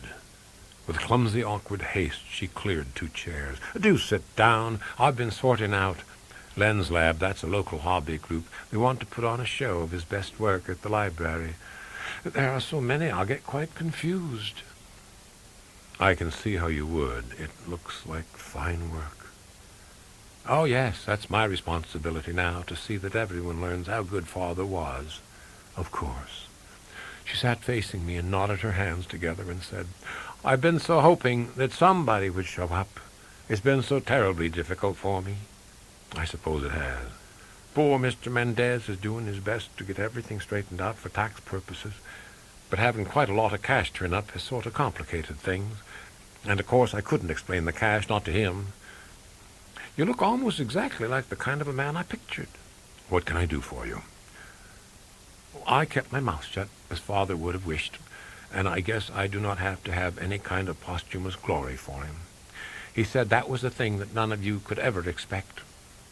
He taught me to be very careful and discreet about the contacts, and not to ask him questions. I've been wondering if you could go to Mr. Mendez and explain to him the sort of work Father was doing for you. I think it might make the estate work easier. I'm sorry, I have no authority to do that. I was afraid so, she said. Oh, dear. And the ridiculous police will have to go right on thinking it was just someone after his pocket money. I'm afraid so, yeah. She studied me. Really, how do I know you are what I think you are? We don't carry that sort of identification. Oh, I suppose not. It wouldn't be very safe, I expect. She looked uneasy. But why wouldn't you have known he was dead? I've been out of touch. I now had the shape of it all. There was something unwholesome about her, a greasy sheen to her flesh, a soiled smell in the dark little apartment. But she was his loved daughter. Blackmail needed a cover story. Perhaps it had been her guess at first that father was in some sort of patriotic undercover work, and when she faced him with it, it was easiest to go along. And of course, the enemy had slain him. I had to find the right way to open her up. I leaned toward her and said, "Jocelyn, I think I can promise you that someday it can all be told." Tear tracks like the sidewalk marks of snails gleamed on the round, pale cheeks, and she made a froggy, sobbing sound.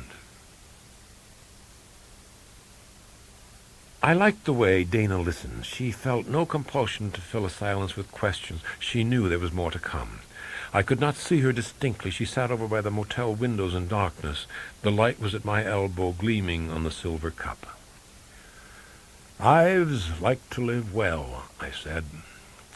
"He did freelance photography in Melbourne. Fashion, news breaks, everything. A Hollywood outfit made a movie over there. He got permission to work on the set. His stills were apparently damn good. The stars liked them. The studio brought him over. That was 8 years ago. She was 12. He had about 4 years of it and did pretty well and lived well. And then something went wrong. I guess he got himself on that little blacklist they have. I don't imagine it's important to know what cooked him. The girl says it was jealousy. His work was too good. He moved up here to Santa Rosita. His studio was in his home. Weddings, parties, awards, portraits. A nice cover story. She thinks he had some other base in the city. She's so proud of him. Proud of that cynical son of a bitch with his sports cars and fine house and housekeeper." I got up and collected both silver cups and fixed us another. She showed me the clippings. He went on a trip. She doesn't know where. He was gone 2 days. He came back to the house. He went out again and said he would be back. That was 10 in the evening last December 10th. They found his car locked on Verano Street. He was found about 100 feet away, dragged behind a warehouse with the top of his skull smashed in, pockets empty, watch gone. They thought he would be dead on arrival, but the heart kept beating for 5 days. As far as the girl knows, they haven't a clue. Nobody knows what he was doing in that neighborhood. It's mostly industrial small time, empty at night. She asked me if I was certain about Ives. I'd been saving it for her. I told her how I'd wormed it out of the girl. So his loving daughter was the one who helped him operate that drop and flashed the green light at you to toss the money out. And I thought wistfully how easy it would have been for Liza Dean to have busted it up in the beginning before it got off the ground. Ives could trust his daughter, I explained, and he didn't have to split with her, and she didn't even know what was in the packages. He used her the same way with variations on other projects. "Loyal little helper," Dana said. "Just like me." "Let's go eat." She put her sweater on. At the door she stopped me and said, "Trav, you didn't give her any little suspicion that all was not what it seemed?" When I left, I told her she could be proud of Daddy. She stood tall, and the tears dripped off her fat chin. "I'm glad you left her that much." "I wonder how long she'll keep it." "What do you mean?" "Somebody killed him. If they find him, he might have all the right reasons. I think I might talk to a cop." "Why, dear?" she asked earnestly. "Dear? Oh, shut up. It was just a reflex. You've done it twice today." "Why will you talk to a cop?" "Because they probably know a little more than Miss Ives thinks they know. And we're close to the heart of it now, Dana. Where did D.C. Ives' file copies go?" My man was Sergeant Starr, Bill Starr. He was a little fella, about 40, very jaunty and bouncy. He was 20% nose, and it looked as if that nose had been hit at least once from every possible direction. Under the nose was the abrupt curve of an amiable little smile. He was a clowner, a most happy fella. He seemed to want you to like him.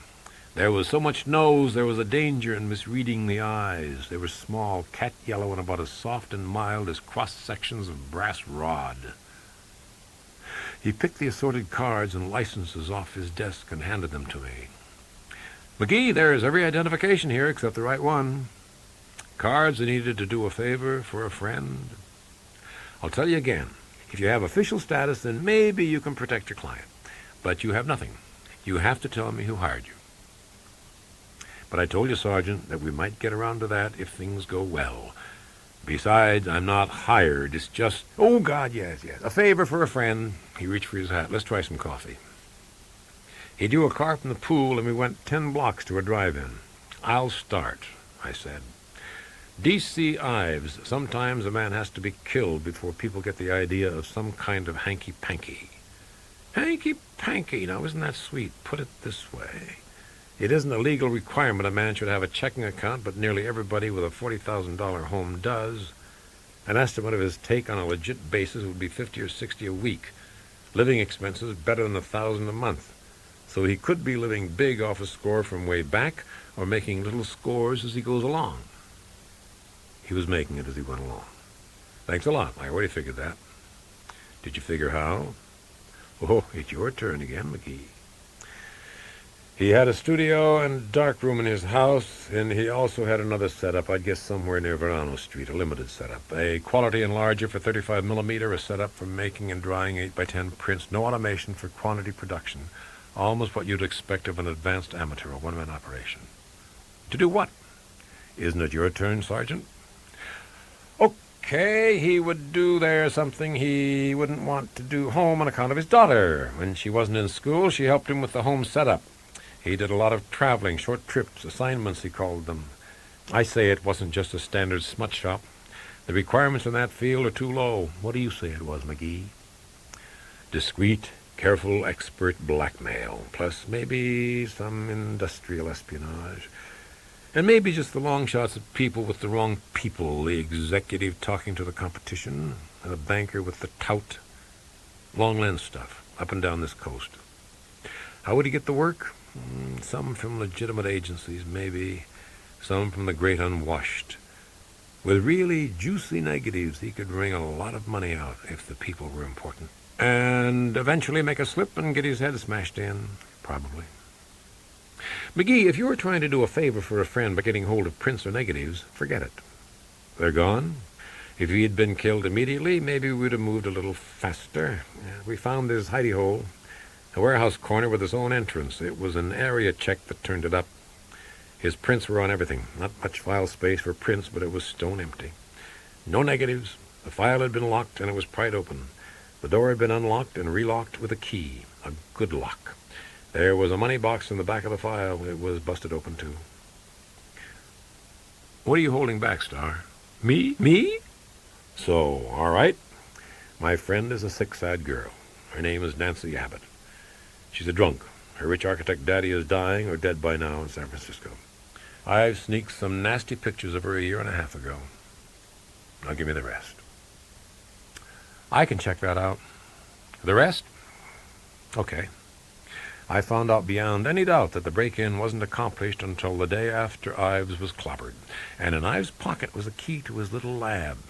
Ives had an employee, semi-retarded, Samuel Bogan, age 46, on and off welfare for years, trouble 20 years ago, peeping Tom and indecent exposure, and about 99 days for that. From what I can find out, Ives used him for scut work, paying him $1 an hour for washing trays, drying prints, that sort of thing. By the time we got a line on him, Bogan had dropped off the face of the earth. He could be just a harmless spook, or he could have flipped and bashed his boss.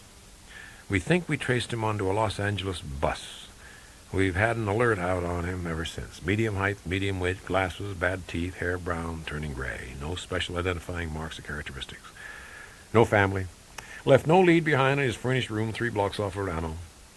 There is another thing, too, that makes me less interested in him. At about the right time, a car left the area at high speed. Bogan apparently never owned a car and doesn't drive. I couldn't risk pursuing the Bogan matter any further.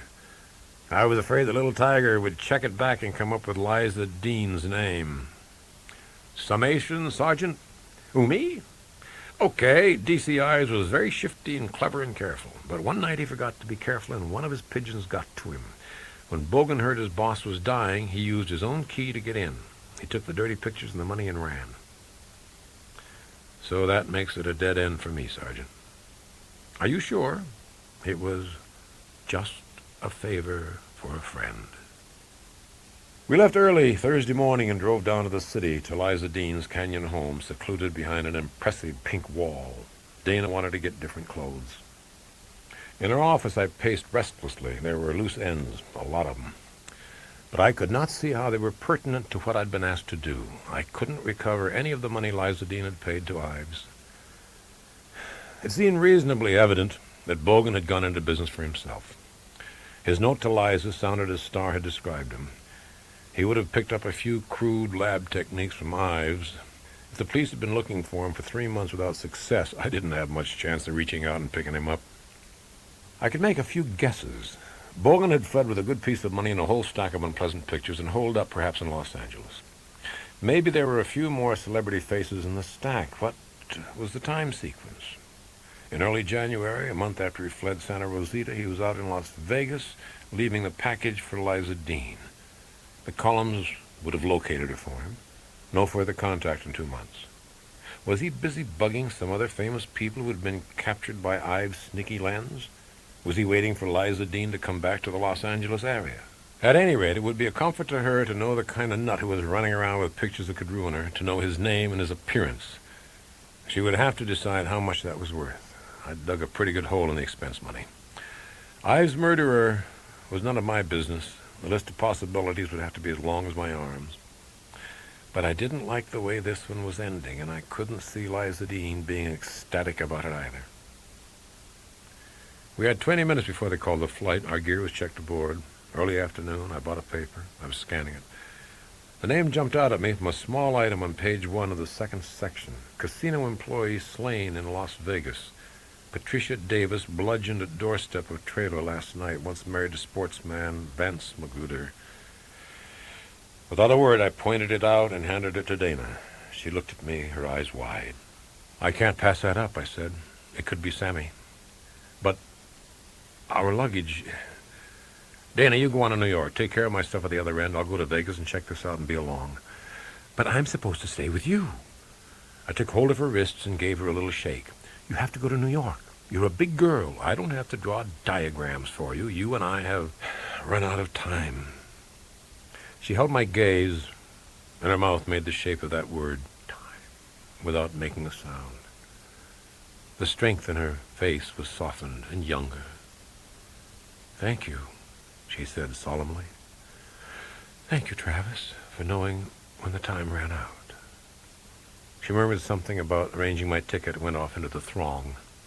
I waited and waited. Her flight was called. I went to the gate. I did not see her. I went to the airline desk. They checked the manifest for me, slowly. Sir, the passenger canceled before flight time. I felt fear, worry, irritation. I'd played the whole game too loosely, too confidently, and maybe somebody very fast and bright had moved out of the shadows. I found her, saw her through the glass front of a men's shop in the airport. I went striding in. A clerk was helping her. She gave me a startled and guilty look, then swung all that vivid force of personality upon me, saying, Darling, I told you I'd forget the shirt sizes. It's such a nuisance losing luggage. What size, dear? 17.5, 36, I said humbly. We've got a flight to Las Vegas in about 25 minutes, she said. I carried the case out of the store into the waiting room area. I carried it to a quiet space and put it down and turned to her and said, Have you lost your fool mind? She locked strong, icy fingers onto my wrist and looked up at me and said, It's all right, really. I couldn't get the luggage back. It was stowed aboard. It'll be taken care of in New York. Look, I've been a grown-up for a long time. It's just that... Shut up, darling. Shut up, shut up, shut up. Do you want me to draw pictures for you? Stop looking like a spavined moose. Say you're glad. Say something. I put fingertips on her cheek, ran my thumb along the black gloss of her eyebrow. Okay. Something.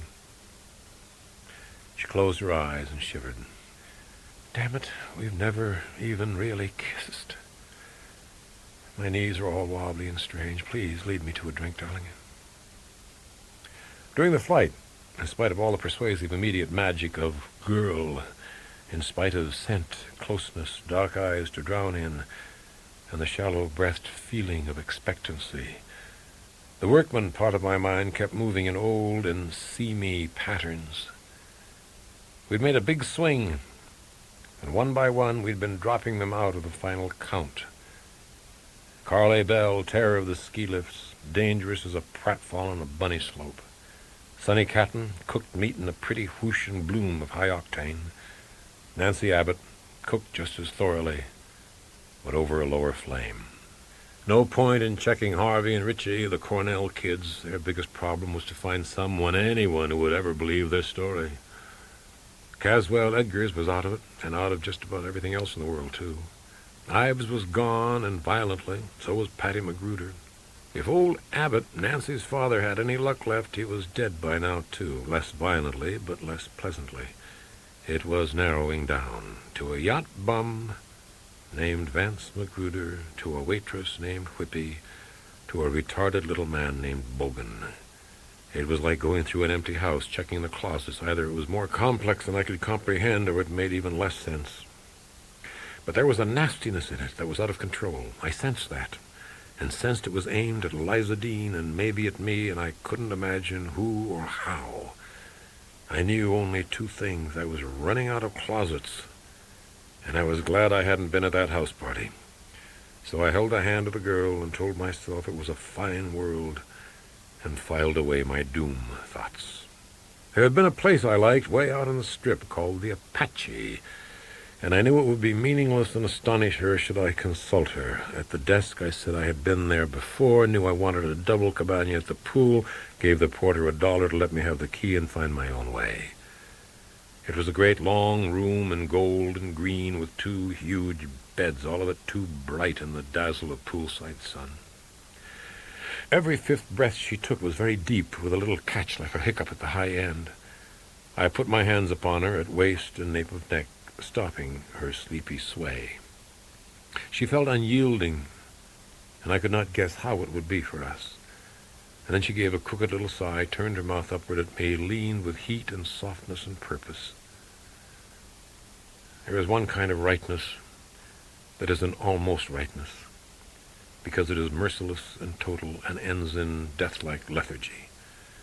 Then there is another kind of almost rightness that can never be finished. Both of these make you strangers to each other. Both of these things make you untidily anxious to give and receive reassurances. But with Dana, it was that rare and selfless rightness which moves with but the gentlest hiatus from one completion to the next, each a growth in knowing and closeness, while unheeded the deep, sweet hours go by. After all the fierceness is gone, it then astonishes by returning in that last time which ends it without question for now, and she is spent and dies there slumberous and fond. I fought sleep. I made myself get up. I covered her over and went in and showered and dressed. I turned on a meager light in the room and sat on the bed, pushed black curls aside, kissed the sweet nape of a musky neck. She turned to peer up at me, her face soft and emptied and young. "I'm going out for a little while. You sleep, honey. Love you," I said. "It doesn't cost a thing, not when you do." I kissed a soft and smiling mouth, and I think she was asleep before I stood up. I left the low light on and let myself out. I worked my way through 2 bemused gin and bitters while they seared my steak. Over coffee, I stopped marveling at myself and got a local paper and read the more detailed account of the murder of Patty Magruder. Next, McGee drove to the trailer park where Patty Magruder had lived. He told her bereaved roommate he was a friend of Patty's, and then realized the roommate, Martha Whippler, was Whippy. But Whippy preferred to be called Martha now. She and Patty had been lovers. She told McGee that Vance had planned for a long time to get out of the marriage to Patty. He had tape-recorded Martha and Patty, and then Nancy and Patty, and finally hired Ives to take those photographs. That's why Patty couldn't fight the annulment in court. No lawyer felt he had a case to fight with. Martha had been in the trailer when Patty was killed just outside it. She had no idea why anyone would want to kill Patty, or who had done it. She was so alive, Martha moaned. But you say that several weeks ago she stopped being mad at Vance. Yes, but I don't know what it means. After she was locked out of the house, she didn't have a chance to talk to her husband. Oh, several times. She begged and pleaded. But it didn't do any good. He wouldn't even let her have her car. He said she was lucky to keep the clothes she'd bought. Finally, he gave her $500 so she could afford to go away. I had about $75. We came here on a bus and got jobs. He was nasty to her. Martha, does the name Ives mean anything to you? D.C. Ives? She looked blank. No. Santa Rosita? She tilted her empty little head. That's strange. What do you mean? Just a couple of days ago, she was singing that song, Santa Lucia, but she was saying Rosita instead of Lucia, and I said she had it wrong, and she laughed and said she knew she did. Why did you ask about that? I don't understand. Maybe it doesn't mean anything. Did she have any kind of an appointment coming up? Appointment? Oh, I'd forgotten. Just the other day she said she might have to take a little trip alone just for a day or two. It made me jealous. She teased me and let me get real jealous, and then said it was a kind of business trip and she'd tell me about it later. Where was she going to go? Phoenix. Gee, we don't know a soul in Phoenix. How soon was she going? I don't know. It sounds as if she meant real soon. I couldn't shake loose anything else of interest. She was worn out. Back in the muted silence of the big room at the Apache, Dana slept on. Remembering that the Apache food services would be closed, I had stopped at an implausible delicatessen in town. I unsacked my purchases, pried the top off the beef stew with noodles. It was still steaming. I carried it over and wafted it back and forth in front of her face. Suddenly her eyes opened wide. She focused on me. She gave a great start. Hey, she said. Oh, hey now. She gave a great creaking, stretching, shuddering yawn, and then reached for the container and lifted a huge plastic forkful into the greedy, waiting mouth. Oh, she said, oh my God, Trav. Nothing has ever tasted like this. When the edge of hunger began to be eased, she began to be uncomfortable. Did you eat? She asked. Like a wolf. She poked at her tangled hair. I'm a mess, I bet. You look just fine, Dana. Her face got pink. She would not look directly at me. I bet. What time is it? Stop fussing. So it's a new relationship. We are something to each other we weren't before. And took a risk. You know that. Somebody, Hemingway maybe, had a definition of a moral act. It's something you feel good after.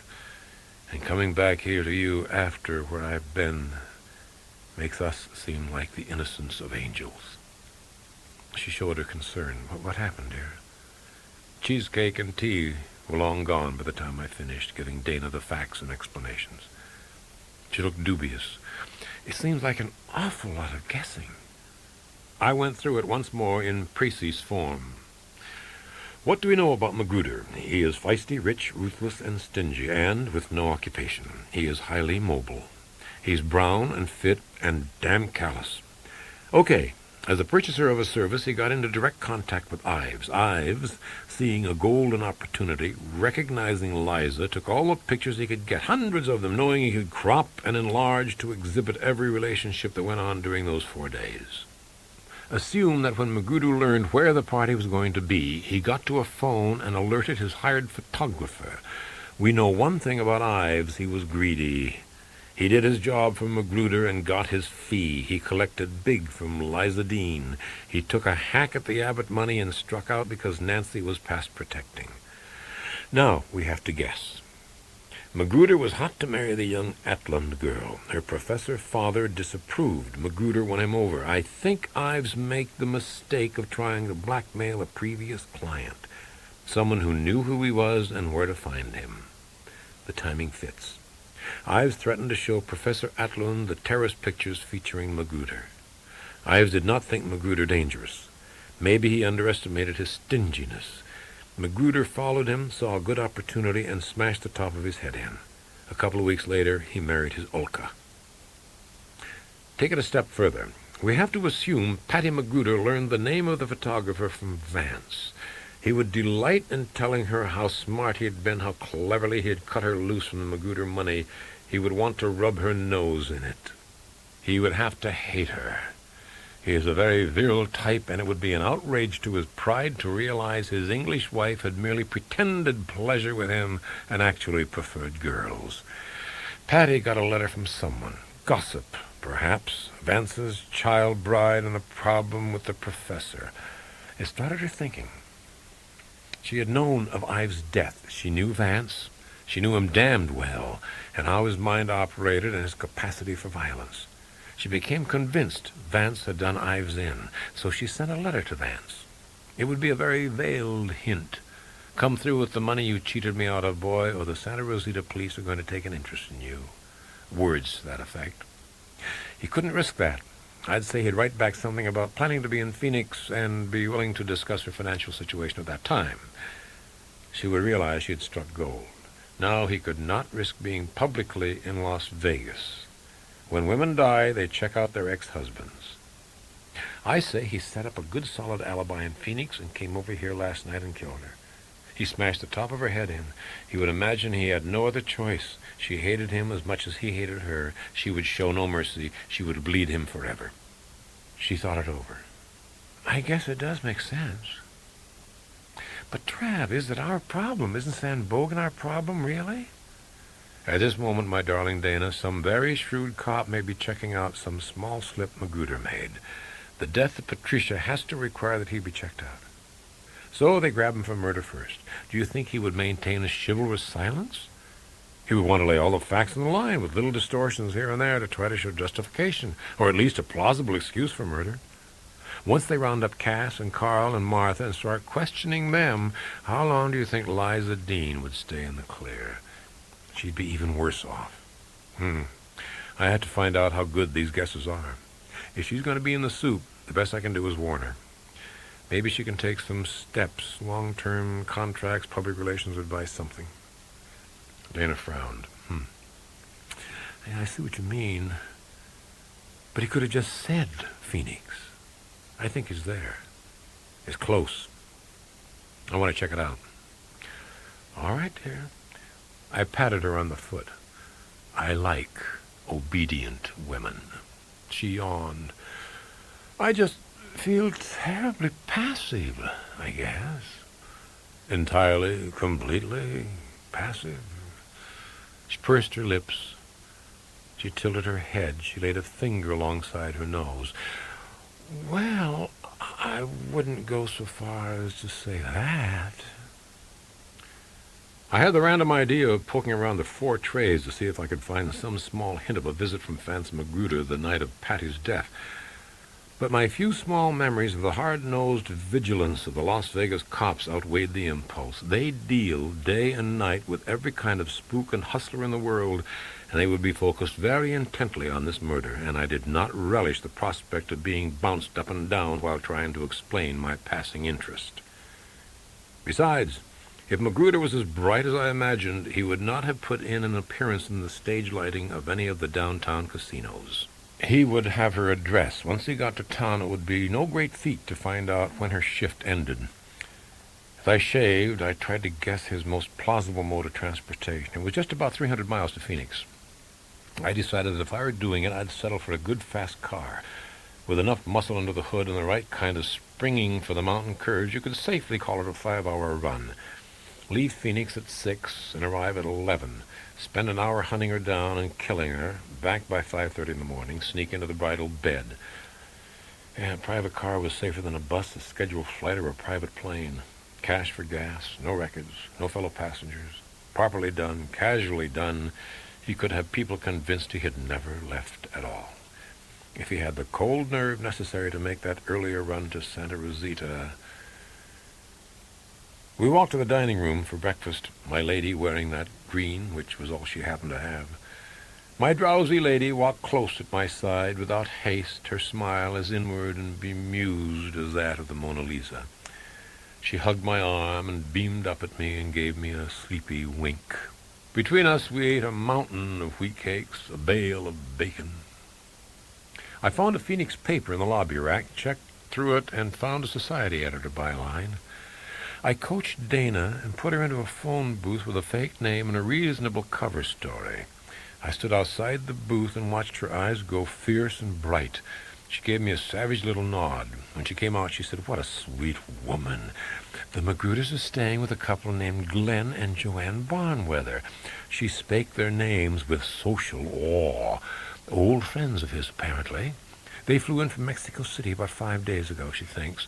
She had an item on it. They're staying at the Barnweather Ranch out beyond Scottsdale. You were sure, weren't you?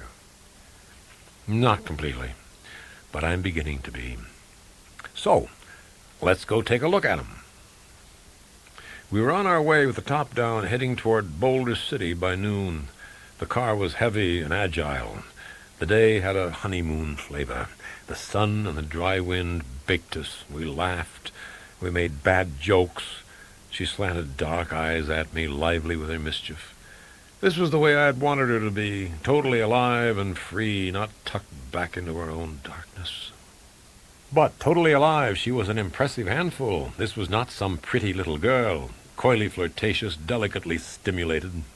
This was the mature female of the species, vivid, handsome, and strong, demanding all the life and need within her to be matched. Her instinct would immediately detect any hedging, any dishonesty, any less than complete response to her. And then she would be gone for good. Wholeness was all she could accept or comprehend. For now there were no shadows in her eyes, no hesitations as a bad edge of memory stung her. Even in this pursuit of murder, it was a fine, fine world. The sun was low behind us as we came in, breasting the outgoing traffic at the close of Friday business. I cruised and settled for a glassy sprawl called the Hallmark, a big U of stone, teak and thermo windows enclosing a great green of lawn and gardens, a blue of water, and a marbled pool in the shape of a painter's palette. In a nearby specialty shop, still open, we let Liza Dean refurbish our dwindled wardrobes. I could not tell Dana precisely what I hoped to accomplish. If Magruder was the man, I wanted to stir him up. I didn't want him to believe he had any chance at all. A man running is a dead man. A trial would finish Liza Dean as well. And when you take someone's money for expenses, there is a morality involved. He would have some confidence he had gotten away with it. I had to blast that out of him and set him running and arrange a chase. There's one theory that there are but 100,000 people in the United States, and the rest of the 189,900,000 is a faceless mob. The theory further states that any person in the 100,000 can be linked to any other by no more than a 3-step process. By dint of past endeavors, I had acquired provisional membership in the group, and it seemed likely to me that Glenn and Joanne Barnweather would be solid members. So I had to tap other members most likely to know them. I tried Tulio in Oklahoma City and drew a dead blank. I remembered Mary West in Tucson. She knew them, but not well. But she did know Paul and Betty Diver in Flagstaff, who knew them intimately, and she was certain she could get Betty to play along. If there was any hitch, she would phone back. If not, I would hear from Joanne Barnweather directly. She briefed me on what I'd have to know about the Divers. We had a 20-minute wait before the phone rang. "Trav McGee?" the woman asked. "This is Joanne Barnweather. I just got a call from my very dear mutual friend Paul Diver saying you're in town. Could you come out to the place? Are you free?" "If I can bring along a gal." "Of course you can, dear. Glenn and I'll be delighted. We got some people in to meet our house guests, so do come as you are. We'll be delighted to see you." She gave me directions. On the way out, under a chilly spangle of stars, I had briefed Dana on how we'd handle it. She was to stay away from Magruder, target on his young Swede bride. If possible, I would do what I could with Magruder. The Barnweather place was a simple little $250,000 ranch house for a few hundred yards into a lot of rocky acreage with 15 cars glinting in the starlight, music and festive sounds coming from the floodlighted pool area. I sensed that Dana took a deep breath and braced herself as we walked toward the party jabber. About 35 people in all, forming and reforming their little conversational groups. Dress was varied, all the way from shorts and slacks to some of those fanciful ranch coats on the men, the pale whipcord jobs with the pearl buttons and pocket flaps. When we hesitated, a slender, pretty woman came smiling toward us, holding one hand out to each of us. "Trav, I'm Joanne, and this is Diana Hollis." We had decided it was possible Liza Dean had spoken of her girl Friday to Magruder, and the name was just unusual enough to stick in his mind. "So glad you could come, dears. Come and meet the group." Glenn was one of the burly ones in whipcord. Vance Magruder was a little balder, a little browner, a little taller than he had seemed in the pictures. He was a type, the totally muscled sportsman, muscles upon muscles, so that even his face looked like a leather bag of walnuts. The type who does handstands every morning of his life, works out with professionals whenever possible, and has a savage and single-minded desire to whip you at anything you're willing to play with him, from squash to tetherball. He had the personality to go with the body, a flavor of remote, knowing, arrogant amusement. His young bride was one of the most striking females I had ever seen in my life. The Swedes grow some of the finest specimens of our times. This Ulka Atlund Magruder wore a woolly tangerine-colored shift. Her arms were bare. The others were bundled in jackets, sweaters, tunics, shawls, stoles. She looked as if she had enough animal heat to keep her entirely comfortable at 30 below. Her body was ripe, leggy, and entirely perfect. Without makeup, her features were almost those of some dedicated, heroic young boy, a page from the time of King Arthur, or an idealized Joan of Arc. Her tilted gray-green blue Icelandic eyes were the cold of northern seas. Her hair was a rich, ripe, heavy spill of pale, pale gold, curved across the high and placid brow. She had little to say. Her eyes kept seeking out her husband. There was such a haze of sensuality, it was perceptible, like a strange, matte finish. It was stamped into the heavy curve of her smile, expressed by the cant of her high, round hips in the way she stood. Every woman there hated her and feared her. The look of her confirmed my guesses about Vance Magruder. Wearing this one like a banner or a medal was the ultimate cachet of competitive masculinity. She had a strange, primitive flavor of sexual docility. She was indentured to Magruder, totally focused upon him, yet were she taken from him by someone with more strength and force and purpose, she would shift loyalty without question or hesitation. A man like Magruder would go to any length to acquire her, and he had. I thought of Magruder's past habits and inclinations, and I wondered if, when his physical resources began to flag, he would stimulate himself by corrupting her. A woman to him would be something owned to be used as he wished. Later, standing in a group with Magruder, I looked over and saw Dana alone with Ulka, talking quietly to her. Ulka nodded. She was watching Vance. I could not get anywhere with Vance. I tried to play Do You Know with him, bringing up the names of some of the sailboat bums I knew. Yes, he knew them, sure. Yeah, so what? I guessed he could not become interested in trivia. He had taken 2 horrible risks to acquire and keep the Viking princess. Maybe somebody was getting set to drop the noose on him and end it. Apprehension could make small talk almost impossible. The party fragmented. I'd lost track of Dana, and I went night-walking in an unhurried search. Skirting a tall cactus garden, floodlighted in eerie blue, I heard off to my right a conspiratorial rasp of female venom. Bastard! Bastard! Bastard! It was more contemptuous than indignant. I sought to move quietly out of range. I did not care how husbands were gutted in this desert paradise. I imagine it was done the same as elsewhere. But the male voice stopped me. All I want to know is where you... The rest of the sentence was lost. He had raised his voice to cut her off and lowered it as she fell silent. But it was Vance Magruder. You are so smart. You are so smart. Oh, God, what a brilliant mind I married. Shh, Uli, don't shout. Maybe it was one of my Mexican boyfriends, huh? How about that, huh? How about that? And just what would you do about it?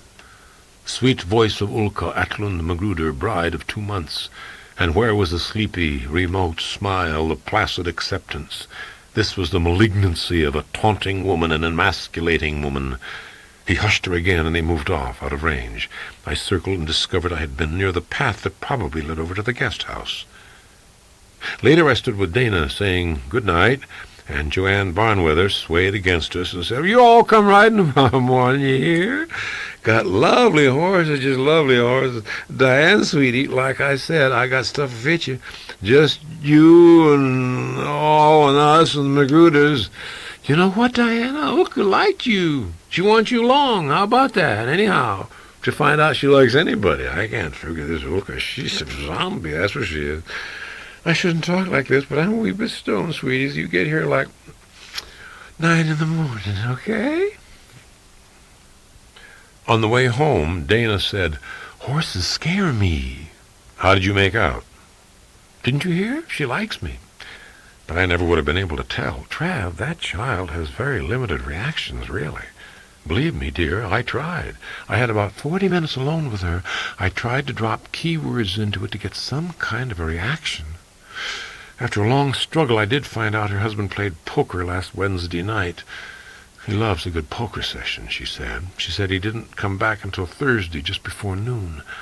I practically had to shake her to get that much out of her. I did not tell Dana I felt uneasy. I had the feeling the play was being taken away from us. I had made a move. Now either this was all in innocence or Magruder was making one. I resolved to handle myself as though he were making a move. Violence is the stepchild of desperation. We both had to borrow gear. The stable hands saddled the mounts while a rather shaky Joanne doled out therapeutic rum sours. Joanne assigned the mounts. Dana, as a novice, got a rather plump and amiable mare. I was given a hammerhead buckskin with a rolling eye. He sensed a certain incompetence and tried to simultaneously nibble my leg and bash me into a post. I sawed him and kicked him into a dubious docility. By all odds, as we went clattering and snorting up a long baked slope, Joanne and Vance were the best of the group. Elbows in, heels correct, moving like a part of the animal. Glenn on a big red stallion was a close second. Ulka and I were about on a level. She looked glorious in pale denim with a white cowgirl hat on the back of her fair head laced under her chin. Ulka seemed much merrier than the night before, but Vance looked wretched. He had a greenish look under his tan. His eyes were bloodshot. With the air of a man under great tension, he had knocked down 3 sours in rapid order before mounting. My damned horse kept trying to stumble to see if he could loosen me a little bit and hurl me the rest of the way. For a time I rode beside Ulka. She dipped into a pale leather pouch purse she wore looped around one wrist and got out cigarettes, leaned and gave me one, then leaned and after several near misses managed to give me a light. We smiled in wordless idiocy at each other. Her big breasts bounced very firmly under the denim. Her classic nose was shiny. I lost her when my horse moved up from a canter into a full run. He kept me busy. Suddenly, everybody at Glenn's suggestion went careening across rock flats toward a distant stand of trees. My horse was beginning to take me a little more seriously. We were spread out. Dana was up with Glenn, hunched toward the horse's neck, perhaps grasping at the saddle horn, pale pants bouncing. Joanne was at my left and a half a length ahead of me. That was when Ulka Atlund Magruder gave her terrible, piercing scream. Glenn had taken off to the left. I looked and saw Magruder's horse running wildly in that direction, with a terrible ragdoll figure bounding along the rocks beside the rear hooves. It slipped free and lay still, wet shiny with some patches of red. Ulka dismounted and, screaming again, ran stumbling across the rocks to drop beside the figure. I dropped off and knotted my barbarous steed to a dwarfed bush. Dana's mare suddenly took off, heading for home. Joanne reined around and set out after Dana. I ran over to the body. It took one look to identify it forever as such. I pulled Ulka to her feet and walked her away from it. She was shuddering over and over. "He just leaned forward and slipped off," she said in her thin little voice with just a trace of accent. "He slipped off, but his foot was caught. He just leaned forward and slipped off. Oh, my God!" She dropped onto her knees and haunches, her face in her hands. The necessary red tape was handled with dispatch. We all agreed Magruder had not seemed well. Ulka said that he had had a stomach upset and had not slept. She rested in Joanne's bedroom. Her father was notified. The funeral would be in San Francisco. I sat in the terrace shade with Glenn Barnweather. He kept shaking his head and saying, "Hell of a thing, hell of a thing," and then fixing himself another stiff bourbon. He certainly had everything to live for. Christ, you ought to see his place in Hawaii. Her place now, I guess. You know why it hits her so damned hard having it happen right now? I got woozy last night. I took a little walk. Sounds carry in the night. They were having one hell of a battle last night. Yeah, screaming at each other. I couldn't hear the words. It went on a long time. You wouldn't think she'd get that worked up, would you? Maybe it was their first fight. I had the idea he was in charge. Maybe he thought so, too. A man married 2 months and he can stay out all night for poker. When there's that item home in bed, you know he has to be boss. Poker? Down in town at the club last Wednesday. It's a regular thing, all-night session once a month. He dropped about 2,000. I got some of it. I would have had more, but he came back pretty good at the end.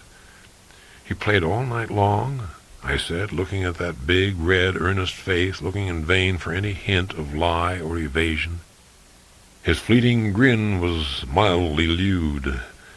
Well, in the bright, cruel light of day, McGee, I can understand anyone being startled after a good look at that sweet bride. Maybe poor Vance had to take a breather. She looks like one hell of a project.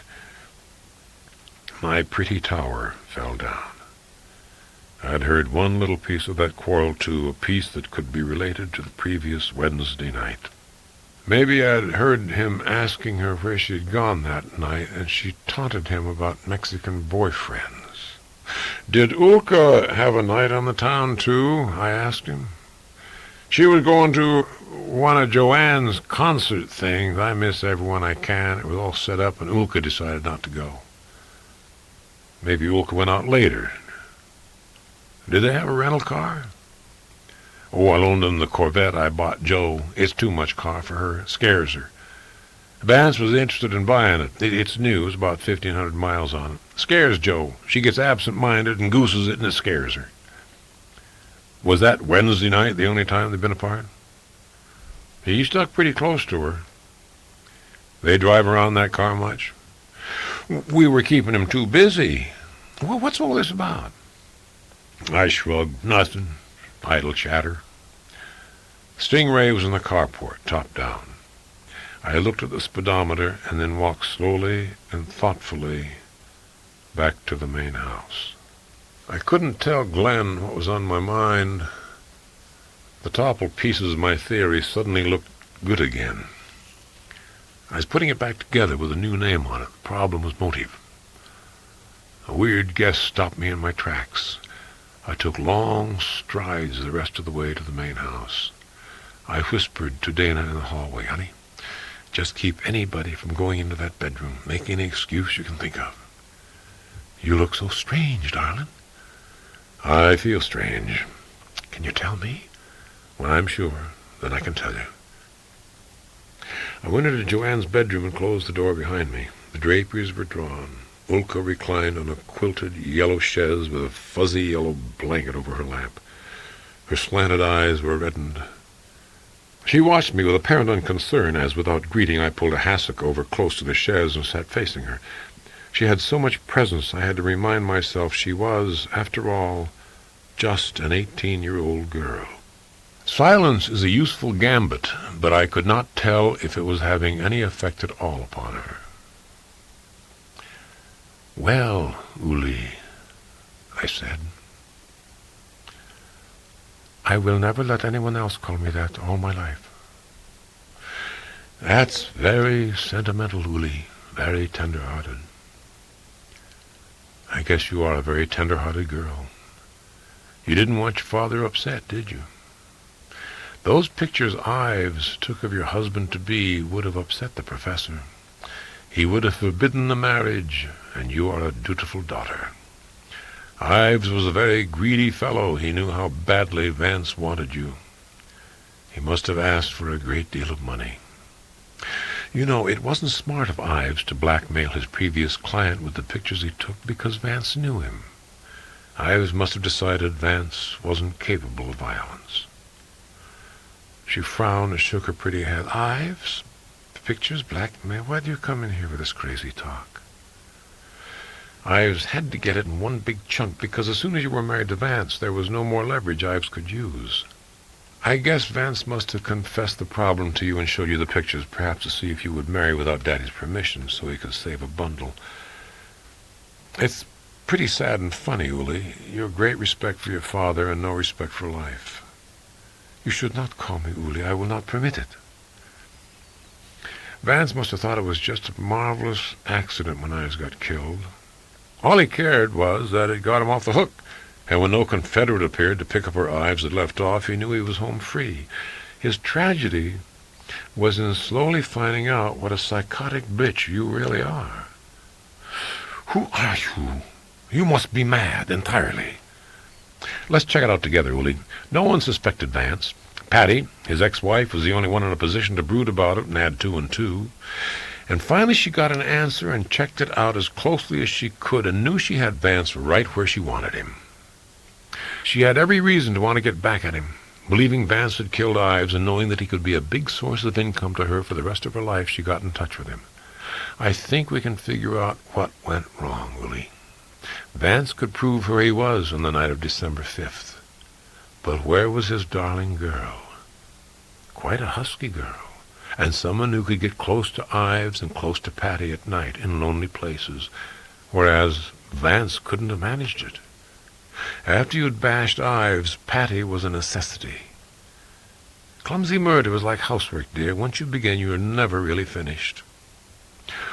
All this is so absurd and so boring. Patty would have persisted, and sooner or later Vance would have had to face the idea that you killed Ives. Maybe he couldn't stomach that. Maybe he would have turned you in. He was finding out that his marriage wasn't what he had counted on. We couldn't have been happier. Uli, what about the Mexican boyfriends? Just little flirtations, I imagine. Just enough to keep him off balance, make him sweat. How could you... She stopped. I could guess she remembered how he had tried to shush her. Her breathing had gone slightly shallow, and there were spots of color in the flawless cheeks. I saw her recover herself with an effort, slowing and deepening her breathing. I don't imagine Vance really wanted to play poker. You left unobserved, you got back unobserved, home free. But all it would take would be legwork, Uli. One of those plodding, methodical checks of every gas station along the way. Some little joker is probably still dreaming about you, the most beautiful girl he ever saw coming in out of the night in that stingray. So, I got very restless. I took a drive. I drive very fast. Can I help it if Vance got very suspicious of me, if he got very foolish ideas? He should have had dignity. But certainly I wanted all that money and travel and clothes and fun. A professor has a shabby little life. All my life I knew the husband I would have, older and very rich and strong, to buy me everything and adore me, to sit and smile at me and admire me when I danced with all the young men, and trust me. When I'd found him, I could not lose him. But every day was a contest to see which one of us was younger. All he cared was how many times he could take me. He thought that was another way to be young. Why did he have to prove so much?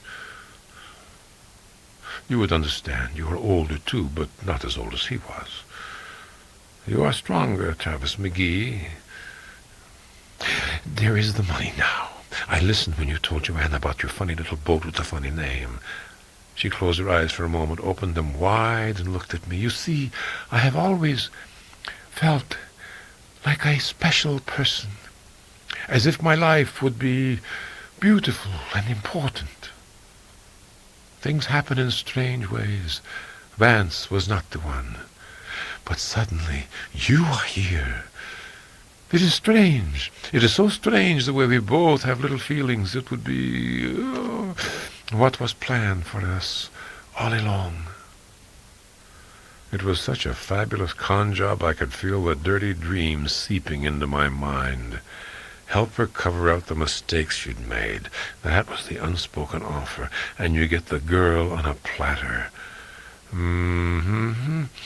Trade the busted flush for a really good motor sail, a crew of 3, and see how many sheltered coves in the world's oceans had really topped great moonlight. And of course, remember never to turn your back to her.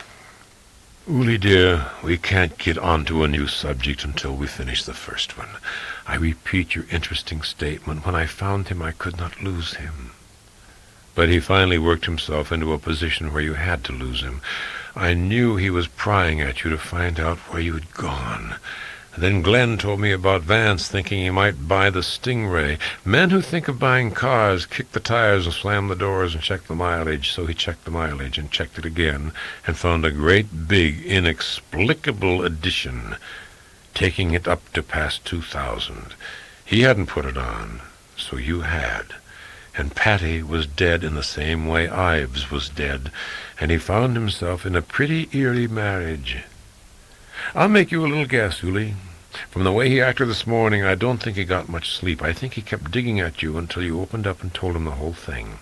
Then after you told him, you realized he couldn't exactly forgive and forget. He couldn't handle it. It was too much. Maybe he felt so wretched he didn't want to take any morning ride, but you knew that sooner or later you could maneuver it so that all the rest of us would be ahead of you two. Could I be such a monster, darling? Could you believe that of me? Really? That narrow pouch purse was in the chaise beside her hip. She made a futile grab for it as I took it quickly. It was new. I found a little area still moist near the bottom seam. The leather thongs were long and sturdy. Holding it by the thongs, I felt the deadly heft and balance of it. It was like a sock with a rock in the toe. It was a skull-smasher, wicked as a medieval flail. I opened it, reached past lipstick, little comb, cigarettes, and matches, and pulled out a rabbit. It was carved of some dense gray stone, a crude lump about 2/3 the size of a baseball. There's the legwork with the gas stations, and there are the miracles of modern chemistry, Uli. The tiny little botch of blood on this, with maybe a sweet little tuft of hubby's hair stuck thereon, scrubbed off nicely right there in Joanne's bathroom. But a police lab can prove it was human blood hereon, though they can't type it. And they can dismantle the plumbing and find traces in the drain in there. I imagine that after Ives and Patty you disposed of the bags, they'd have been a lot messier. That's a very old bunny, she said. It's primitive folk art from Iceland. Uli, a good enough lawyer might be able to plead you sick and buy the experts to back him up. Maybe you are sick, I don't know. Perhaps it's just an egoism so intense other people don't seem quite real to you. Murder wouldn't seem real then either. She tilted her head. Vance cried and cried. He hugged me and said he would get me the best. She stopped, gnawed her thumb knuckle, looked at me in a speculative way. The admission had been made. You can understand, Travis, there's such a thing as thinking of the best for everybody concerned. I'd like very much for you to take me home to Father. I know you would like each other. He would want me to wait a year. Waiting isn't too hard, is it, when you're sure? I bounced the bunny in the palm of my hand, dropped it back into the lethal sack, yanked the drawstring tight. I was planning the words to tell her I was blowing the whistle when I heard the door behind me open slowly. I realized as I turned I had spent a long time with the bereaved widow, and Dana might be having problems keeping people out. Dana stared at us from the doorway. Joanne asked, I'm through in here, honey, I said. Tell Glenn to phone the law. This eerie child killed all 3 of them, and she made so many mistakes. It won't be hard. I made the elementary mistake of taking my eyes off Ulka. When the pouch bag was ripped out of my hand, I did not bother to turn around and see what she was going to do with it. I dived to my left, away from the chaise, but Bunny Rabbit still glanced off my skull and came down onto my shoulder, smashing the collarbone. I sprawled on the floor with my ears roaring and with lights bangling my vision, absolutely unable to avoid a second and mortal crunching if she had taken time. But a vagueness moved past me with tiger pace, and I made a stifled whimper, which was supposed to be a roar of warning to Dana. As vision cleared, as I got onto my knees, I saw Dana go down flat and heavy and hopelessly limp onto her face. I heard a distinct shout of query and alarm. I began the slow crawl toward my woman. McGee had a bad concussion that caused blackouts. His smashed collarbone was pretty painful. They took good care of him at the hospital, but he was worried about Dana. They told him she was in surgery, and then that she was in the recovery room. They had had to pick splinters of bone out of the front of her brain, but now she was doing all right.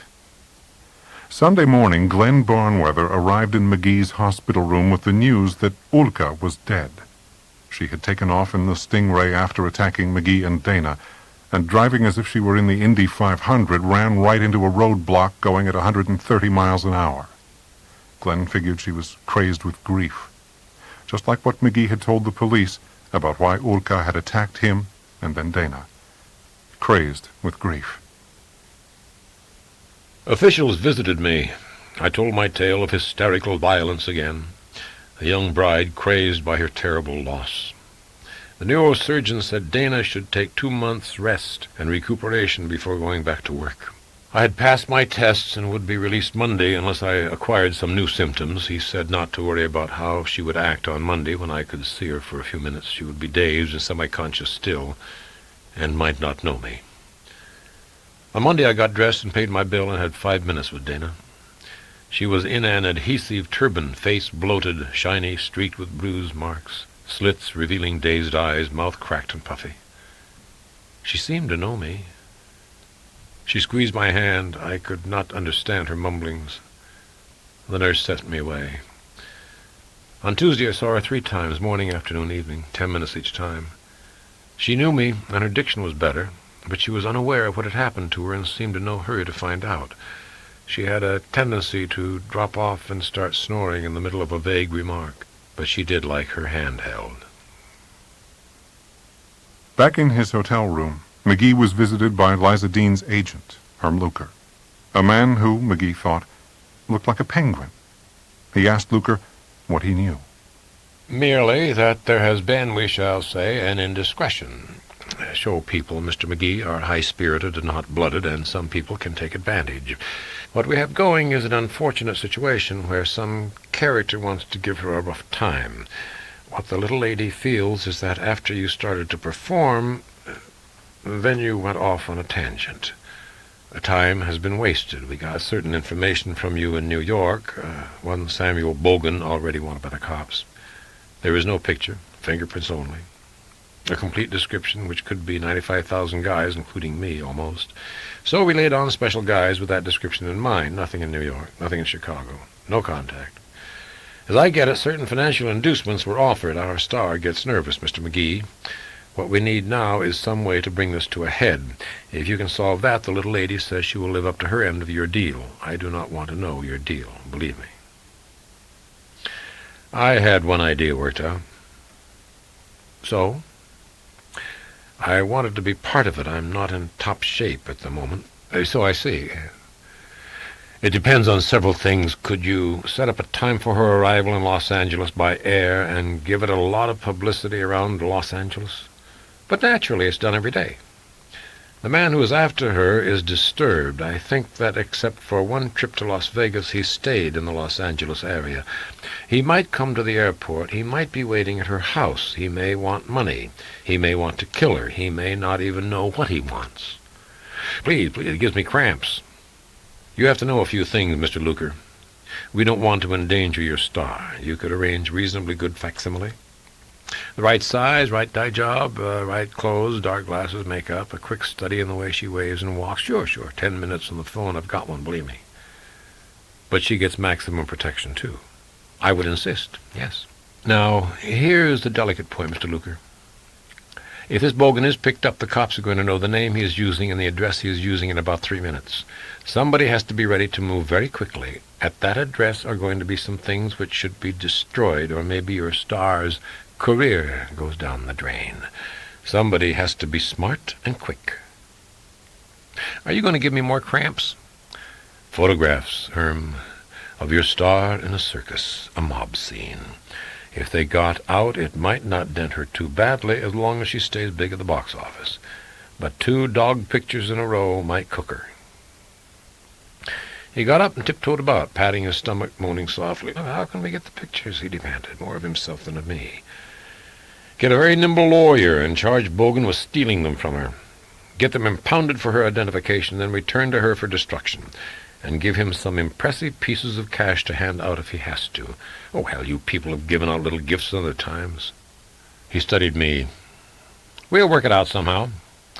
He took a wad of currency out and counted out $1,000. She said expenses. You can sign the receipt, okay? I managed. He wished me well and left, looking gastric. Dana wasn't very responsive the next morning.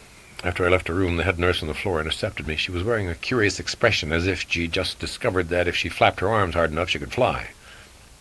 Liza Dean came to see her. Was she conscious then? Oh, no. No, Miss Dean was very shocked. She was very upset. I think she has a very warm heart. Yes, she must have. She left this for you, sir. I opened it with one hand on my way back down the hall. Heavy blue paper, scented, sprawling backhand in blue ink. I must see you, please, L. The cab took me there. A cop type guarded the wing. Last door on the left, he said. She sat on a dressing-table bench in a white robe. A man was saying rude words over a phone. A thin man was fixing his hair. A girl in glasses was reading her a script aloud in a nasal, monotonous voice. She shooed them all out. Dear McGee, she said, your poor arm, dear. Oh, my God, the way Dana looked, it broke my heart. It really did. I actually wept. That's nice. Please don't be sullen. We're going to do what you suggested to Herm. They're going to fly a girl in. I'm going to hide out here like a thief. Dear God, things are going to get into the damnedest mess without Dana. They're going to pot already. How could she? I guess it was just thoughtlessness. She studied me, head cocked on the side. Then she laughed aloud. Oh, no, really? Well, I kidded you in Miami. I never really thought you could actually get her. You must be very damned... You would be doing me one of the world's greatest favors to please shut your mouth, Lee. There's been a lot of dying done. My shoulder aches. Dana is worth 10 of you. She went back and sat on the bench. At least I know why you two were futzing around out here on my expense money, making the fun last, eh? That's right. Damn you, tell me the reason. The man who took you for $120,000 was murdered. It looked as if Magruder might have done it and could be arrested for it sooner or later. And that house party would have figured in the trial. I wanted to check it out. The quick red fox stared at me with foxy eyes, instantly aware of the implications. She fingered her throat. Off the hook on that, eh? Yeah, and I have a hunch you'll be in the clear on the other two. I wonder about you, Lee. Take a look at that house party list. Nancy Abbott is beyond hope. Vance and Patty and Sonny Catton are dead. The photographer is dead. Poor little Whippy is trade for the butch. Really? What is all this? The hand of God? Some kind of punishment? Don't be an ass, McGee. Sometimes the swingers go quicker. Maybe because they don't have their feet braced. If that little fun party could kill, honey, Lower California would be shrinking. You know, you do drag a little. Have you noticed it? Oh, hell, I don't want to fight you. It's going to be weeks and weeks before Dana can get back on the ball. That's what they told me. I'll keep her on salary, of course. And there's the sick benefit thing she's entitled to. Scotty will check that out for her and take care of it. Herm came to the door and beckoned to her. She excused herself and went to him. They talked a few moments in low tones. He left, and she slowly came back to me. There's a meeting I don't dare miss. Damn it, I did want to see Dana, at least once more. Herman's going to have to smuggle me into town and bring the stand-in along later. McGee, my darling, I've got 1,000 things to do. You sent for me, remember? She snapped her fingers. Oh, of course, darling. You got the 1,000 expenses. You understand that our deal was to get me completely free and clear, right? It's all or nothing, you understand? If your plan works, you come to see me, we'll settle up, all right, darling? I do love Dana like a sister, but sick people depress me so. Could you find some nice little dude ranch or something for her and a woman to take care? I'll have Victor Scott work out the money end with you. Would you mind terribly? After all, you must find each other attractive. I'm entirely clear publicity-wise on this end, because thank God there isn't a shred to link me to Vance in any way. She patted my face. Be a dear and take care of our girl. Give her my love and bring her back to me when she's truly healthy again. On Thursday afternoon, the improvement in Dana was astonishing. Puffiness was gone, but there were the saffron marks of the bruises. She wore lipstick. She was propped up. Her smile of greeting was shy. They let me have an hour with her. She was anxious to know what had happened. I knew it might tire her, but I had to brief her before some official visited her and asked questions. I caught her up to date, including the plan to trap Bogan. When I got back to the hotel at 4 that afternoon, there was a message to call a Los Angeles operator. When it went through, Liza came on the phone, yapping with glee and relief. "McGee, darling, it worked. You shrewd, shrewd man. Our own people got him and took away the nasty little gun he was going to shoot me with. Shoot the stand-in, I mean. And they went to his nasty little rooms and got all the photographs, and then they turned him and his nasty little gun over to the law. My God, I didn't even know the terrible tension I was under. It's such a relief."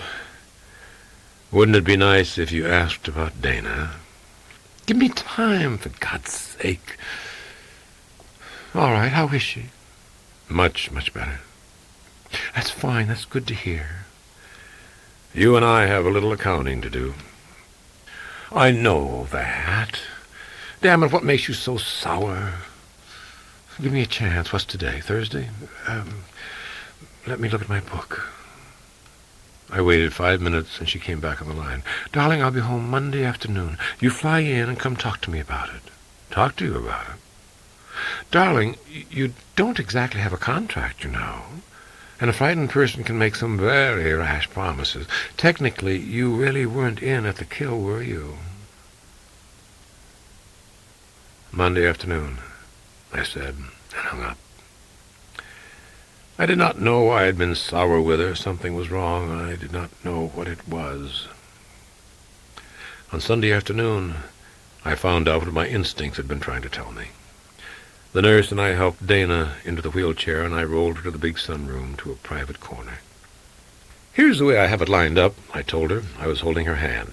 10 days before they spring you, then, say, a week or so before you can travel. Honey, so I tote you east to get you settled aboard, and after a few days we can go cruising. How does that sound? She gently, firmly pulled her hand away from mine. She looked away from me. "Travis, you've been very good to me."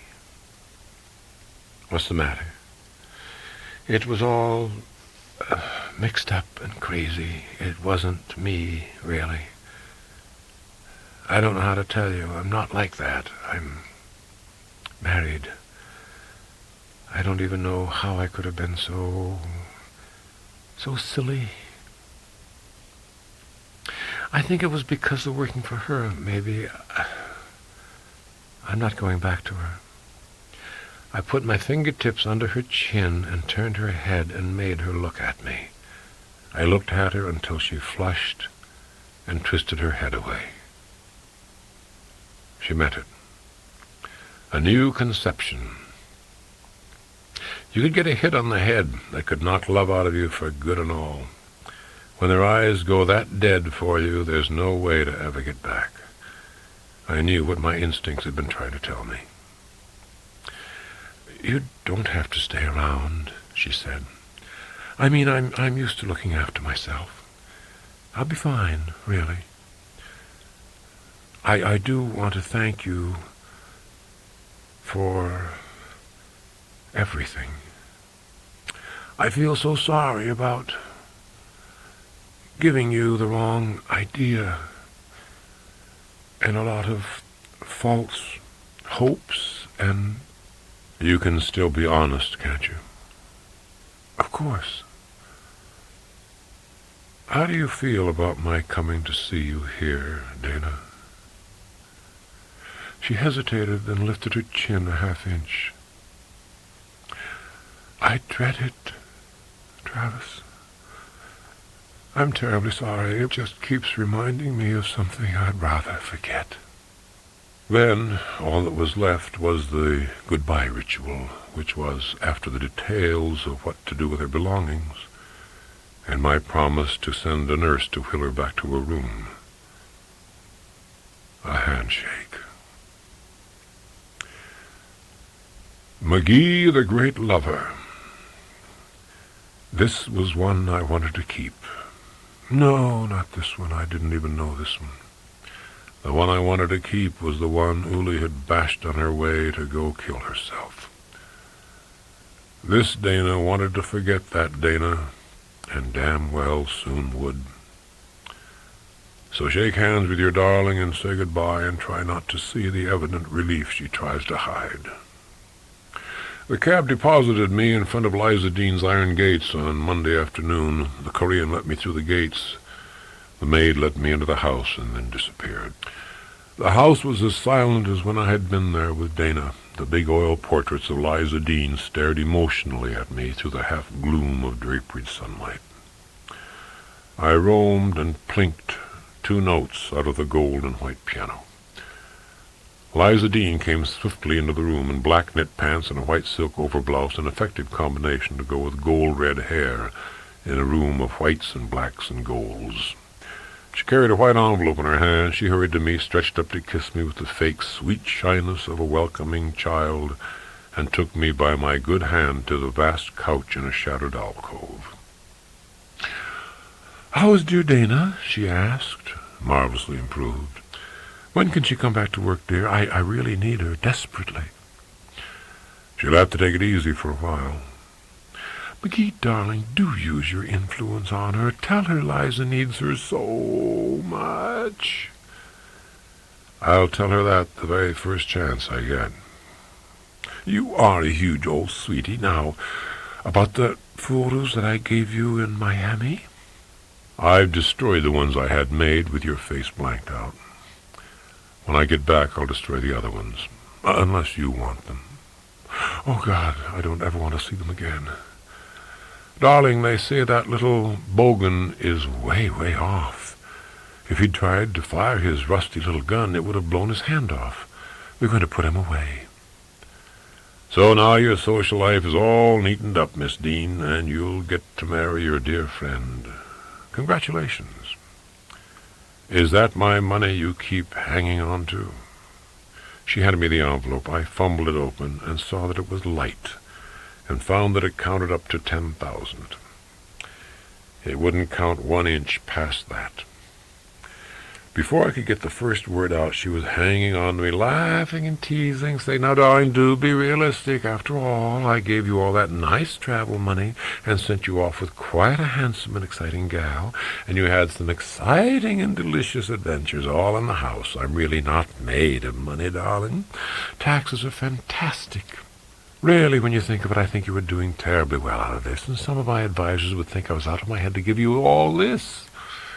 As she was talking, she got the money out of my hand and slipped it into the inside pocket of my jacket, and was going quite directly and efficiently to work on me, with the quickness of a lot of little kissings and an arching and presentation of all the celebrity curves and fragrances, a lot of cleverness of little hands, and a convincing steaminess of breath and growing excitement, worming her way astride my lap. This was the artist at the work she knew best, operating from a lifelong knowledge of the male animal, and quite convinced, apparently, that a good, quick, solid bang would send the man away too happy to care about being shorted, too dazed to object. Already she was beginning to work her way out of those soft knit pants and simultaneously beginning the little pressures which are supposed to topple me over onto my back on the big couch under a picture of the lady herself.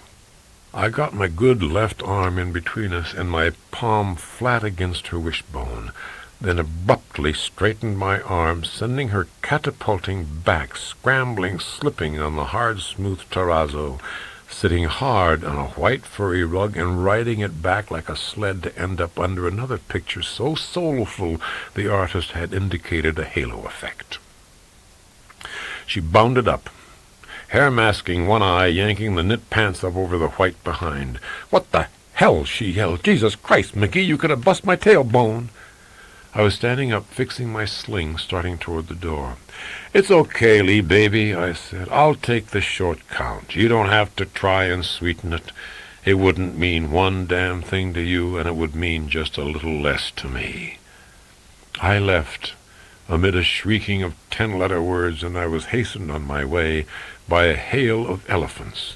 She had a collection. She threw fast, but not well. I crunched down the finest grade of brown gravel, past sprinkler water pattering on fat green leaves. The Korean let me out. I could feel the meager money weight in my jacket pocket. I stopped and took my arm out of the sling and stuffed the sling into a pocket. The arm did not feel good swinging, so I tucked a thumb in my belt. I walked and thought of what a weird way to lose a good woman. I saw old men carefully driving look-alike cars with names like Fury and Tempest and Dart.